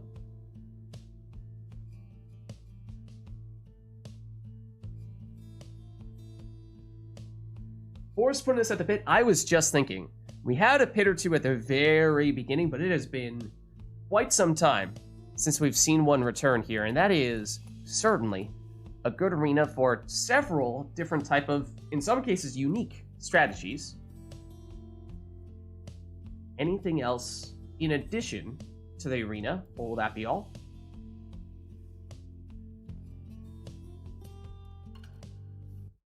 Nope. Game has decided to tab out. Thank you.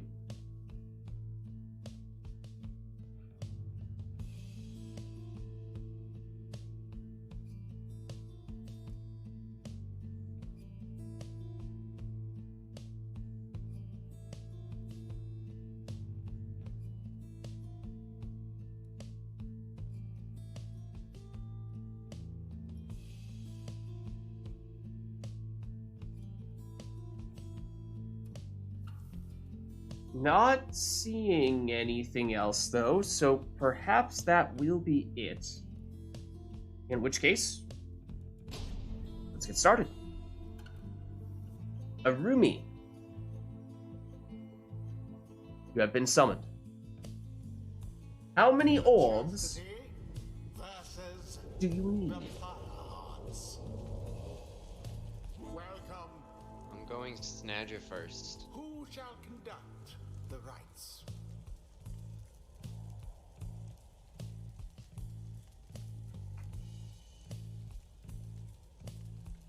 Alright, I'm definitely missing some context here between Arumi and Anor. Everybody's posting pit, like how they're making pit look circular in the Okay. the Beyonder crystal. That one was to Core. No, you don't put Snadra first in that case. It's apparently what she was saying. Wait, what is she saying? Choose someone. Something about... Oh, me? No, I'm not misleading you.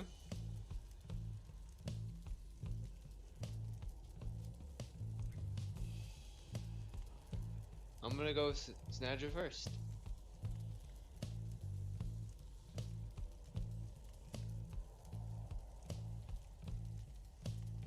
I don't know. We'll see.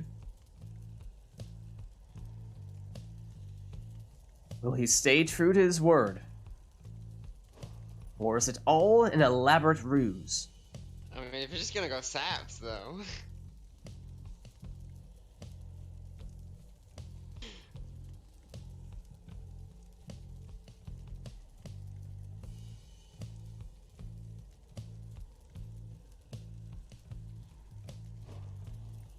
Will Lenore go all saps? Will she now? Or will she instead go for a quick throwing stowaway?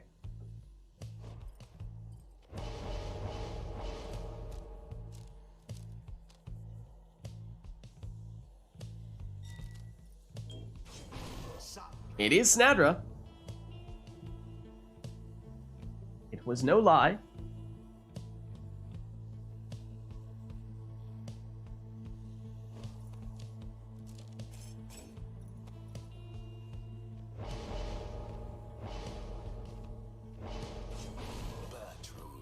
Bertrude in the second spot for Anor.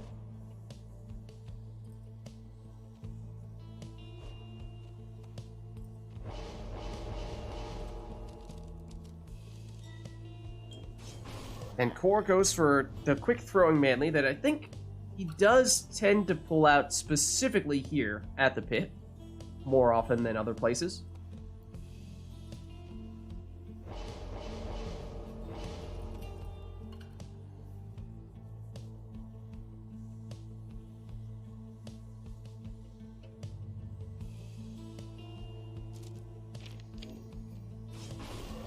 And there is Nutrition Stick Volfred in the last spot for Anor.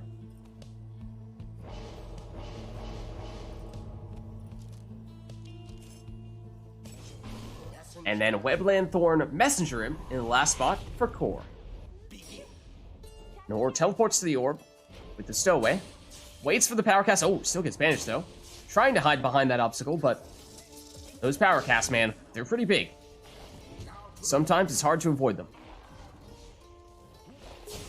Anor was trying to make a move there, but Kor just exploded and took everyone out. But now Kor, everyone is banished on his side. Anor, with Numbing Gust active, unable to sprint, jump, throw, or use any of their special abilities. Although, look at that! Clever maneuver, not only to avoid the defender, but off the wall and into the Pyre from the stowaway, around a defender as well, I think. Oh, was going for it that time too. Trajectory looked good, but it was intercepted. Meanwhile, Stowaway still hanging out next to the Pyre, and there it is, off the wall and in once again.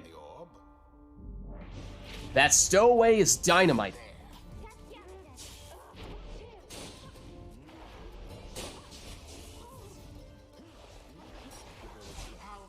Volfred. There is that Numbing Gust, slowing down Anor once again here. Down he goes, as well as the Stowaway, leaving just Bertrude back defensively. And Snadra has the banishing throws, but down she goes. Bertrude, banished. Stowaway teleports and off the wall again!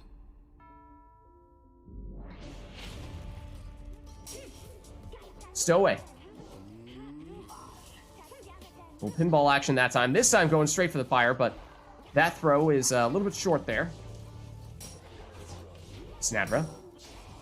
Banishes one, but Anor has it back here. Kor intercepts. Big explosion. Now it's Bertrude. She's banished right next to the Pyre. Snadra. Exploding sapling takes her out. Stowaway falls to the normal sapling. Messenger in. Snadra. Exploding sapling takes her out once again. Two saplings trying to go into the same place. Both players down here, but the Stowaway's first back to the orb. Oh, she's going for off the wall this time, but trajectory doesn't work out in her favor this go-round. Once again, though, oh, but okay. Yeah, the Numbing Gust prevented her from throwing. And that was what Anor was looking to do.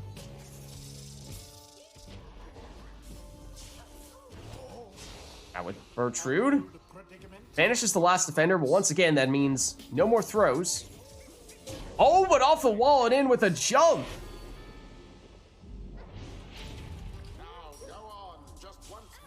And one more could be all that Anor needs here. We know that Core has the Numbing Gust, as Core throws it in for 8 with Snadra, which means he's primarily on the left side, not the right side, for his Sap Masteries. Means at most he has 10 Rekindling, but might have 0. Stowaway. Goes for the off the wall. Not the first time. Second time trajectory looked good, but it was intercepted. Opening here for Core. Now he's going for off the wall, but his throw is off. Nor now with full Fred. Goes for off the wall. I mean, Sap throws do have the longest range, but that one was still quite short.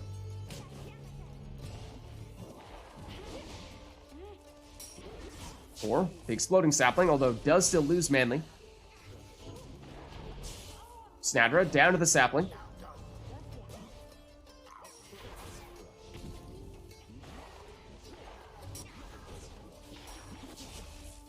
War of the saplings there. Nor. Ulfred now to Bertrude. Gets close, but not close enough. Or has an opening here with Snadra. Plunging for 20. Stow it. Oh, off the wall, intercepted once again. Persistence there from Messenger banishes all of Anor's exiles, at least until the Stowaway returns, although that sapling limits what she can do defensively. And Core has time to throw this one in for 25, and serious momentum here that Core is building.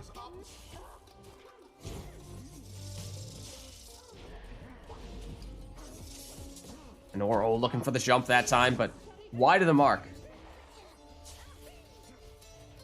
Meanwhile, Core sets up a very dangerous portal. Through it goes Snadra. Gets the full 20 damage on that throw. And that means that Core has now taken the lead.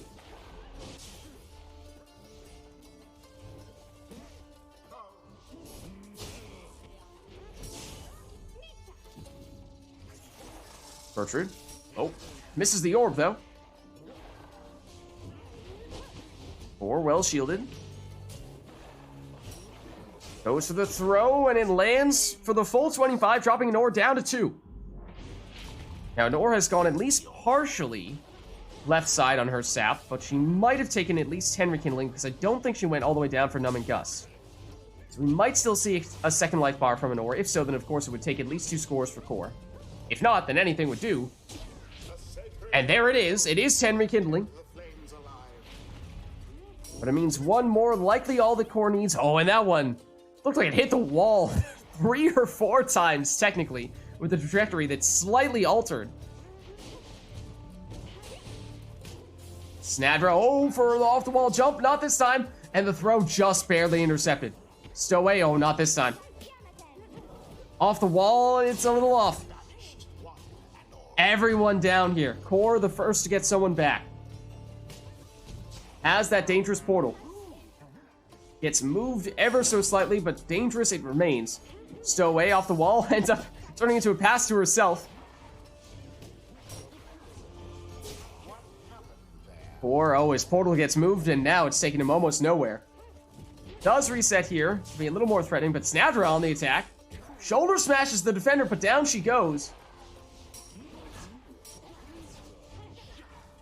Both players trying to get some banishments with their saplings, but the Stowaway, oh, goes down. After Core goes through the portal, and Anor is defenseless until Bertrude returns, but the orb remains unclaimed until Anor gets it. Now she goes down. Core has someone directly on top of the Pyre, and it sets up the portal for the winning plunge. Good game. GG. What a comeback. Their fire burns whilst that of their adversaries is but ash. The rite is ended. All right, well played. You love to see the wall bouncing plays on the pit.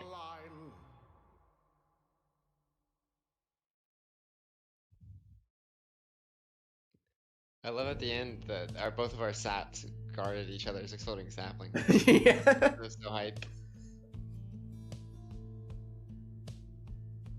Yeah, talk about characters that brawl each other. Those two saps were going at it.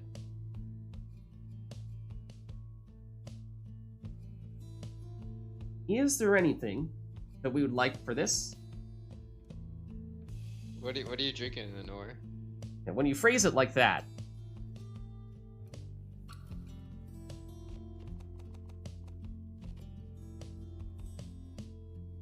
okay.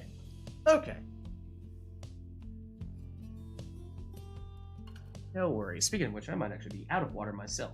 I have a tiny bit. I no longer have any water. Sad. Well, anyways, let us know, chat, if there's anything that we'd like to see for this next one.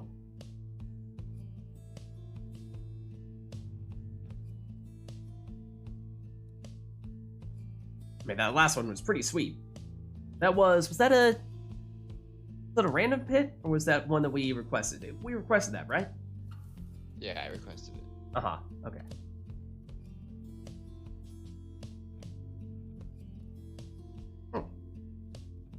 Alright, well, in that case, why don't we jump in for this one here and won't have anything locked in.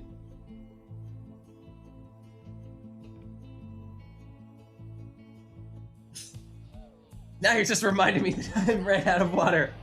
No! I didn't get as many glasses this time around. I'm usually fully loaded. But my diminished supply has run dry.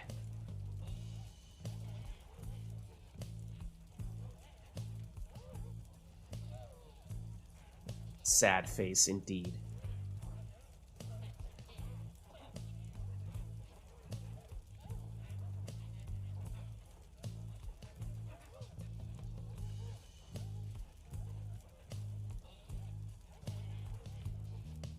Log champ! We ran out of water! Log champ! No, definitely not a log champ moment. The opposite of log champ moment. Those log champs need their water to fuel their roots as well.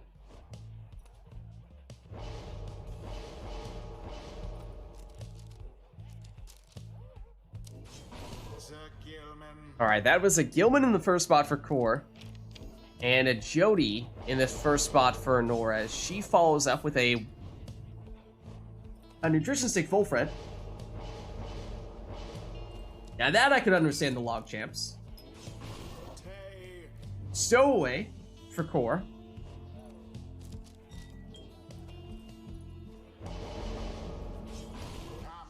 And a ring on Pam there. That of course means both those players with the rings will get infinite stamina at the start of a round. An extra starting Pyre life on Snadra. And here we go. Here is that infinite stamina on, Pamitha. Although when Anor swapped into Bullfred, his throw was wild, so had to take some time to lock that on and did not have that kind of time with those many defenders. Except look at that. That is a good old-fashioned nutrition stick plunge. And almost a speeding Pamitha into the Pyre there, but just shy. Numbing Gust, of course, slowing down Core, at least until Lenore gets someone back, and it seemed Core was not looking to do that. Does have the false step and the Bald Void, yes indeed. There you see it. Not an arena in which we usually see it happen, but then again, we were saying how maybe he had become a little too predictable with that. Maybe needed to mix it up here or there. Perhaps not use it in the cairn and maybe use it somewhere else instead, just to keep people guessing, and that is what has happened here. And it seems as though it worked. Anor didn't see it coming.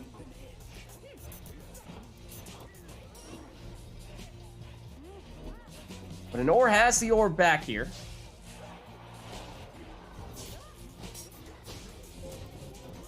There you see it.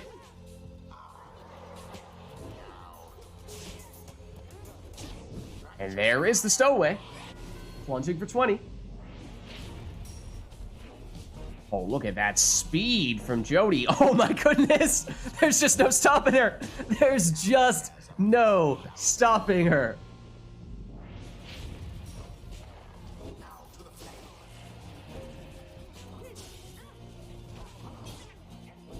Amitha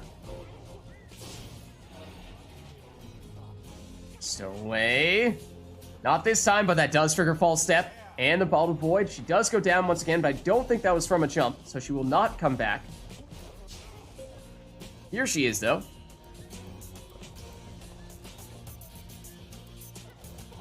Or with the stowaway, or right next to the Pyre, she goes down. But goes for the worm throw instead, and had Siege Chance active, so that gave him the option of getting a little more damage. 19 this time. Stowaway banished. But you know that means Core is looking for the bottled void. And that counts as a false step as well. And with the stowaway continually getting banished right next to Nora's Pyre, that just causes crazy mayhem. Helping to set up that score right there. Oh, look at that switch. Might have been looking for the blink straight into the Pyre and overshot a little bit, so Nora needed to throw it and didn't quite have the time to make that happen. Stowaway. That counts as a false step as well.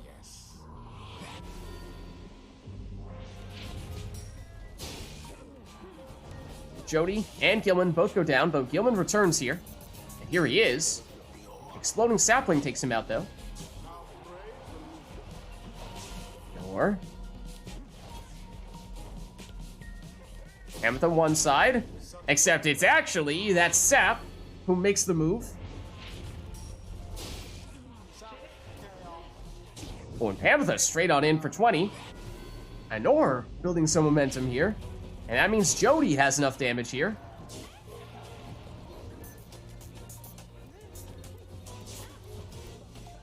Stowaway down, but there's the false step.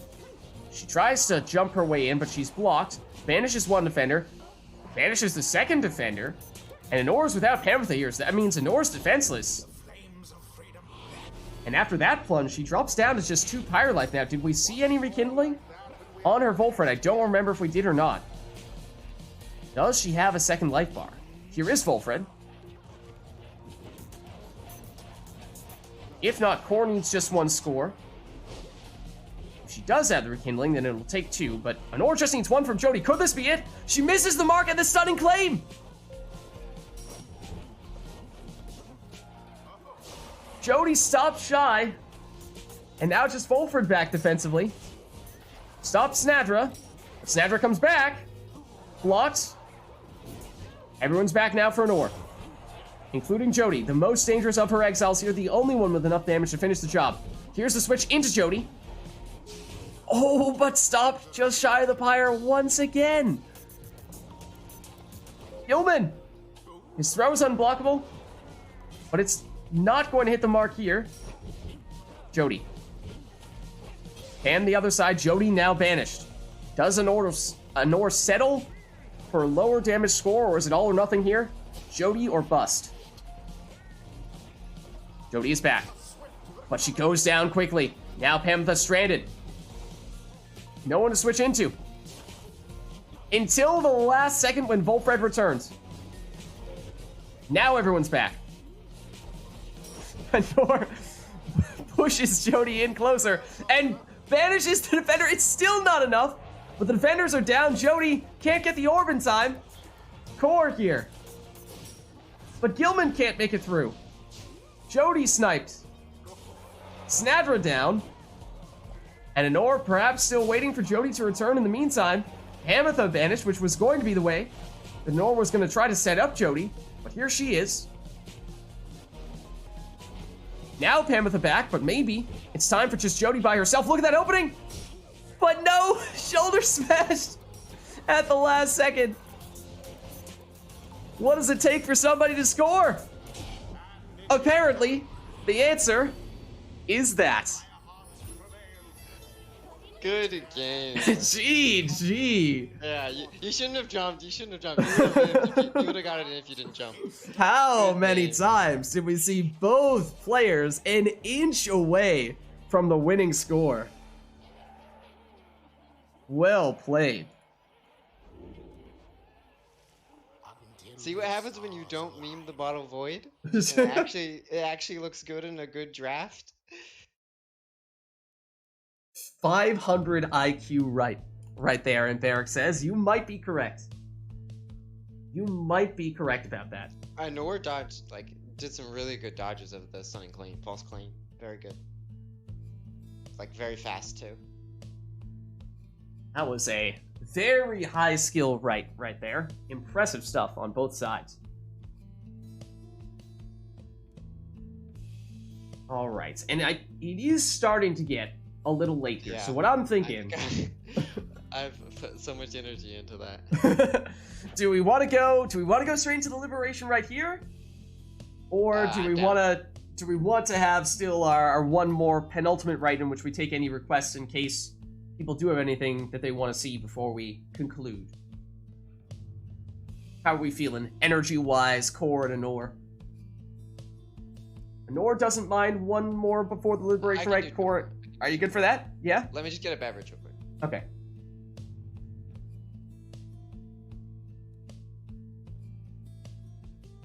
So that does mean this will be our second to last rite, our penultimate rite. So if there is anything that we want to do request-wise, this is our last chance to make that happen before we go into liberation rite. Always a silver lining, right? So yeah, if there is anything we want to see before we go into liberation rite, this is our chance to make it happen. So let us know, chat. Stunning talents, says Cacao. So what? Stunning claim seems like the obvious one. What else am I missing? I don't know. What else counts?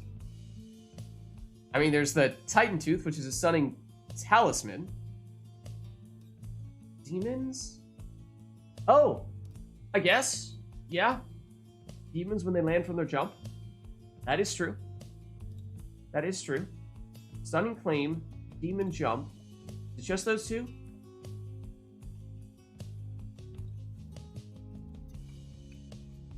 Okay, I'm back. Okay, we do have a skills request that does a saps as well. It's for stunning abilities, so that meaning stunning claim and the demon jump. Possibly a sap ability? What's sap ability though? Maybe he means summon Gus, but does that, I mean, it's not really a stun, but like maybe if we have a loose definition of stun. And if you're gonna make that argument that that's okay, then what about like webbed feet? Yeah, I mean, you could make that case. What do we think? Does numbing gust and or webbed feet count because it slows people down? Or are we talking pure stuns here?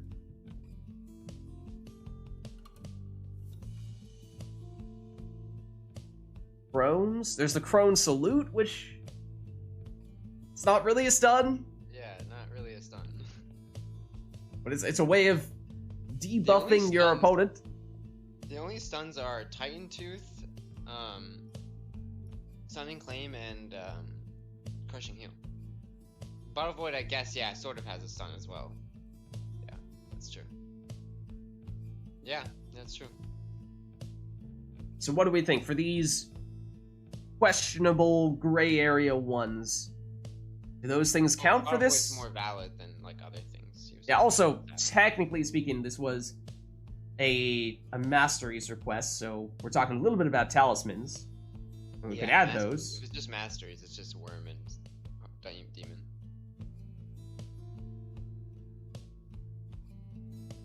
Alright, sounds like it's up to us to make that decision. So Core and Anor, what do we say?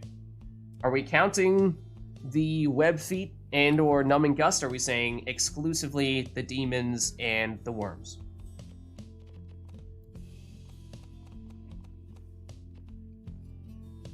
What do we think? Sounds like Cacao is saying it's our call to make. Or it seemed like you were saying it wouldn't count, and it looks like Anor is coming to the same conclusion here as well. That the web feed and numbing gust shouldn't really qualify because they technically aren't a full stun. Is that fair to say? Sounds like that's the direction that people are leaning in. As you wish. Okay, why don't we go for that then? So, must have a stunning demon, and a false claim, rather a stunning claim, worm. And technically, it wasn't a talisman request, so you don't have to take Titan Tooth. Of course, thematically, it is fitting. The chastity shall Oh man, well, I mean... well... then again... Who shall conduct the rites? Honor, you're probably right with that prediction. Certainly now that we see where this arena is.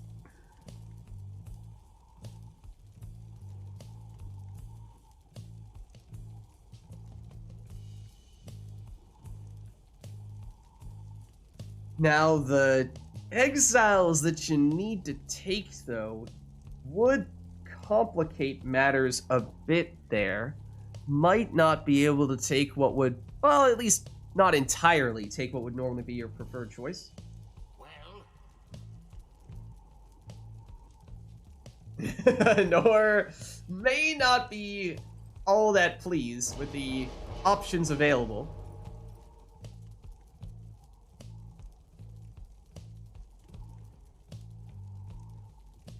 I do believe she was speaking ill of worms earlier today. How dare she? I know. How brash, how bold, how brazen, how blasphemous.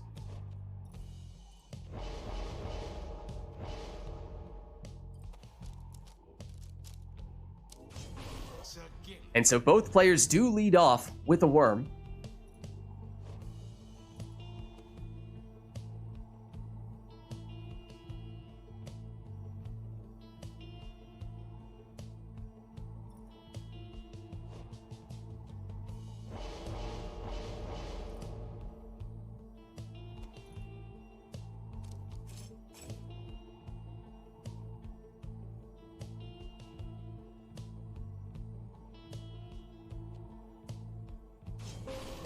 Dananor takes a speedy Jody.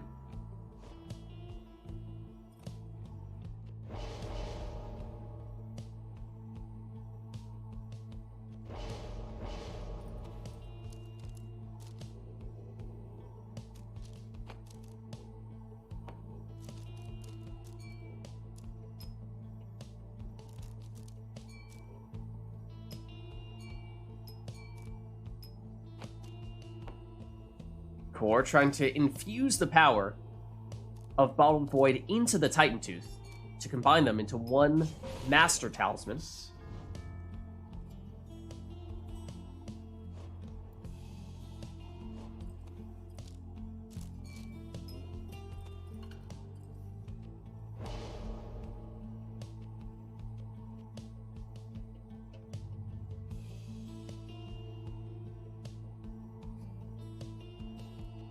Wait, can we only have demons and saps? Or demons and worms? Because I was planning to do Nomad, but if it's fine if I can't. But if Honor believes that, okay, I'll just go. Yeah, I was not 100% certain either if it was exclusively demons and worms, or if it was you have to take at least one demon and at least one worm. But both players going with exclusively the demons and worms, the guaranteed stuns, or you definitely have a stun on all those characters. So you know what that means, that this match ought to be stunning. Healing for Core. Blocked, but the throw still goes off. It gets intercepted though, must have been short. Oh, and Honor was trying, oh, did go for a throw there. For a second there, it looked like she was trying to throw, but her momentum took her in for a plunge. Did see both players take additional starting Pyre life, though I think saw Core take a little more than Honor did. As Core had two demons, Honor obviously only has one. And looks like extra damage active that time after recently banishing an enemy with Seize Chance on that worm. That's how Core got up to 21. And here's Ignarius knocking back and stunning those opponents, and that's the whole idea here. throw is short for Core. Banished all of them. And Core is defenseless right now. If Anor is quick enough, can find a way in with Jody. Goes and has enough time for even the 30 damage throw here. So that means Anor will, of course, keep all of her characters. Big explosion.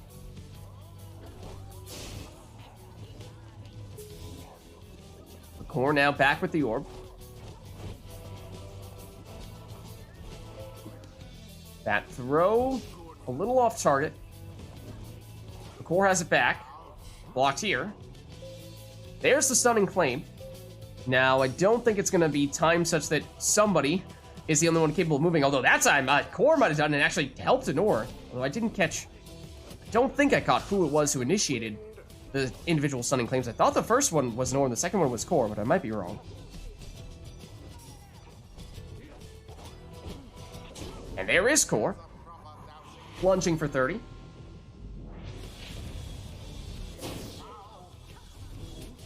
Jody. She's banished. Gilman for Anor. Also banished. Here comes Ignarius for Core. Make that Gilman. Oh, the stunning claim, and yet somehow...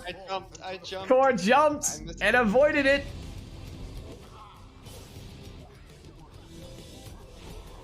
By jumping during a stunning claim, you can avoid the stun.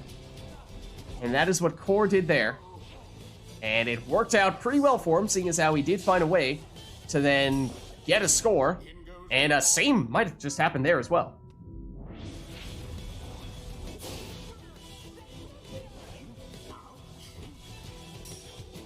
There is a stunning claim. This time it does work as intended. And does not quite give enough time for Anor to get an exile back, making them the only exile capable of moving. And that was the Titan Tooth, setting up the winning plunge. Good game. Lots of stuns, as advertised. But Thus end But- this night's proceedings. they're so small. Well played, you two. Let's head on back. The next rite.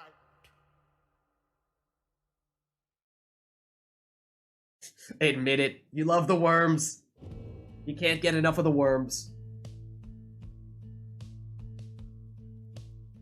I think maybe they can go infinite. Well, that was our penultimate rite. That means this time we have just one more match remaining. That will, of course, be our final rite of the night, our liberation rite between Core and Anor. So let's head over to the Fall of Solium in that case, and we'll set things up. It means no requests from chat for this one. We'll have both players taking their preferred teams to finish things off in style. And we go with the never to return version of player 2, in this case, the Pyre Hearts. Titan Tooth can be quite strong. Take notes. Alright, well, let us begin.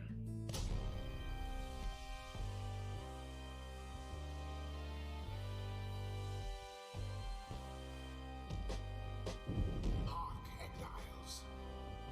Welcome to the Fall of Solium.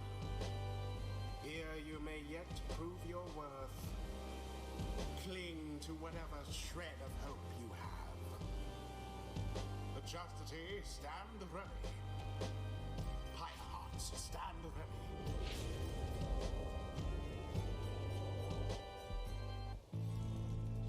Alright, so as we were saying, this will be our final rite of the night, our liberation rite. No request for this one. Both players taking their preferred teams to finish things off in style. So let's see what they opt to go with here.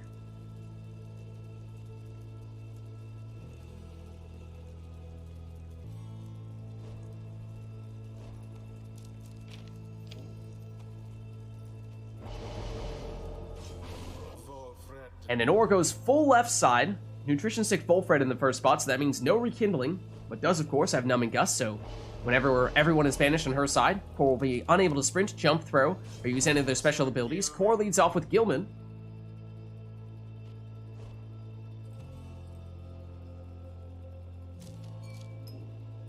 And Anor. Oh. What do we have here?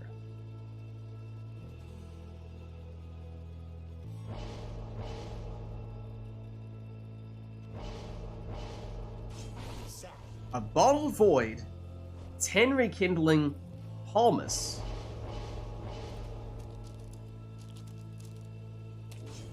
Four goes for the Leech, and was that a Crone Salute as well? Allowing him to transform all of Anora's Exiles into defenseless Howlers? Well.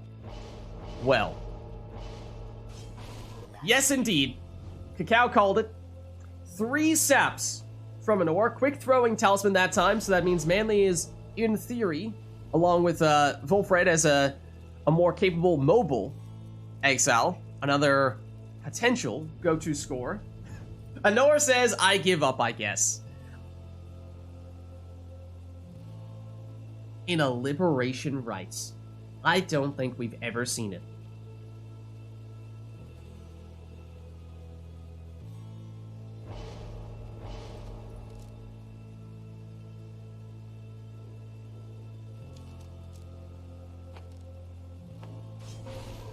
Well, Core goes Snadder with the starting Pyre Life, and here we go, our final rite of the night, our Liberation Rite. Anor on the left representing the Chastity, Core on the right representing the Pyre Hearts, and possibly, for the first time, 3 saps in the Liberation Rite. Best of luck to you both.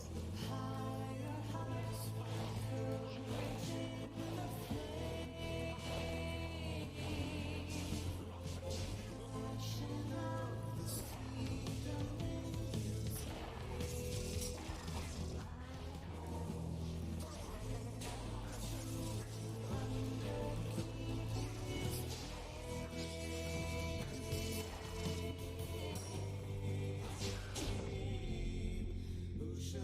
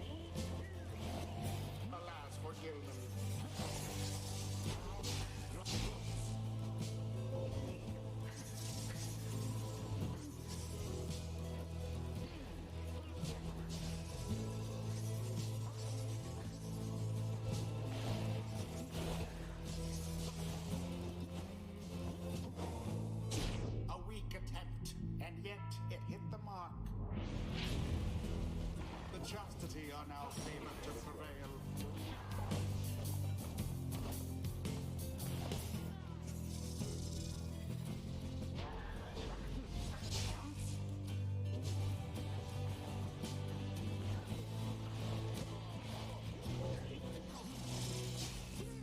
Banished from this place.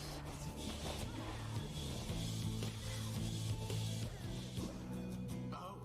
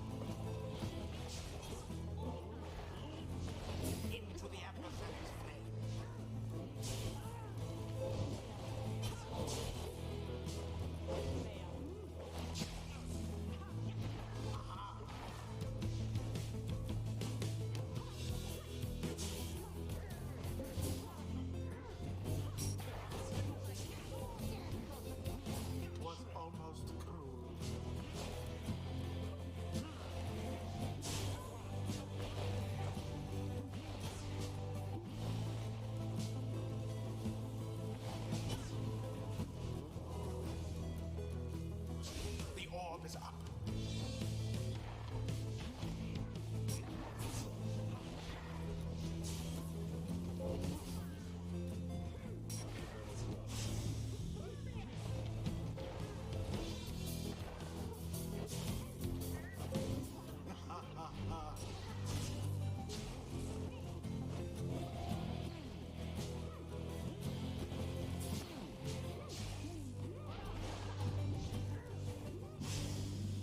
Trickery.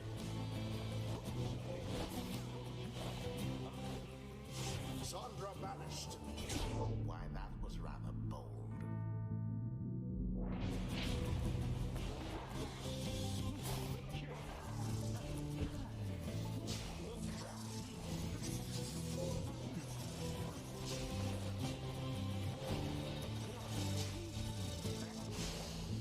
A rude predicament for the chastity.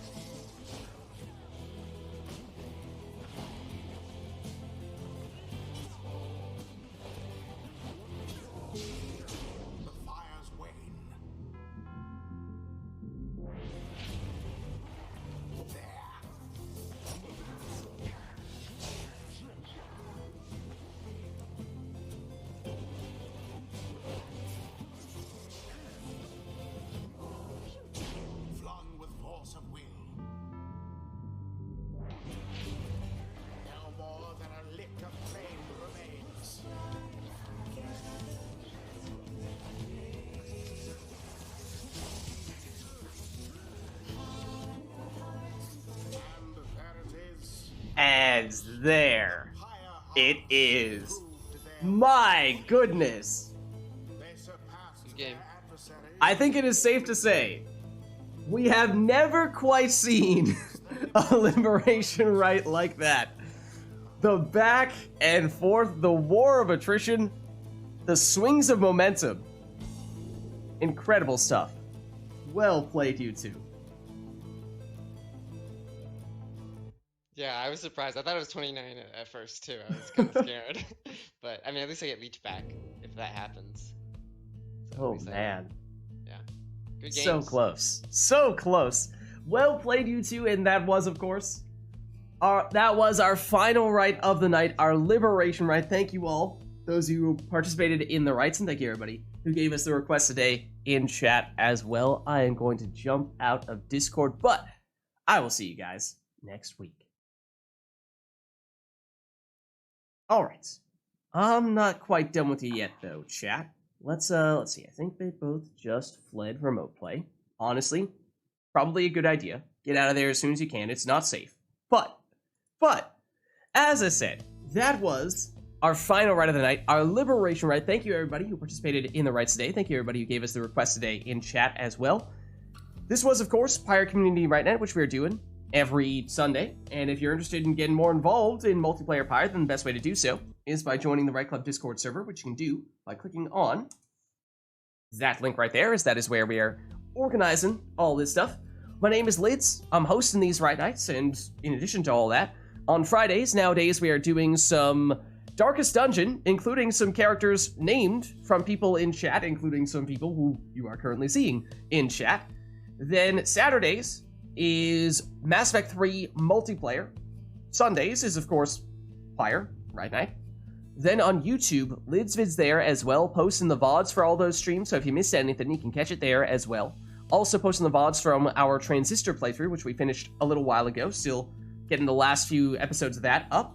In addition to some Gwent videos on YouTube, new events for that coming out every week. In fact, there's a new expansion coming out for that next week with a bunch of new cards. We even did an exclusive reveal video for one of those cards that we did a couple days ago, so check that out if you haven't already. Just did a review of all the new cards as well, so check that out if you're interested as well. So lots of new stuff going on there, and also some Thronebreaker, the Gwent campaign, doing videos for that every week. And I think that's about it. But of course, if you haven't done so yet already, you can hit the follow button to get a notification for when I go live. You can also follow me on Twitter at Vids. I post there, we're going live as well. But actually, the best place to stay up to date on all things Lids is by joining my own Discord server, which you can do by clicking on that link right there. But that's going to be it for me for tonight. So thank you all for watching. Hope you enjoyed the stream. And I'll catch you next time.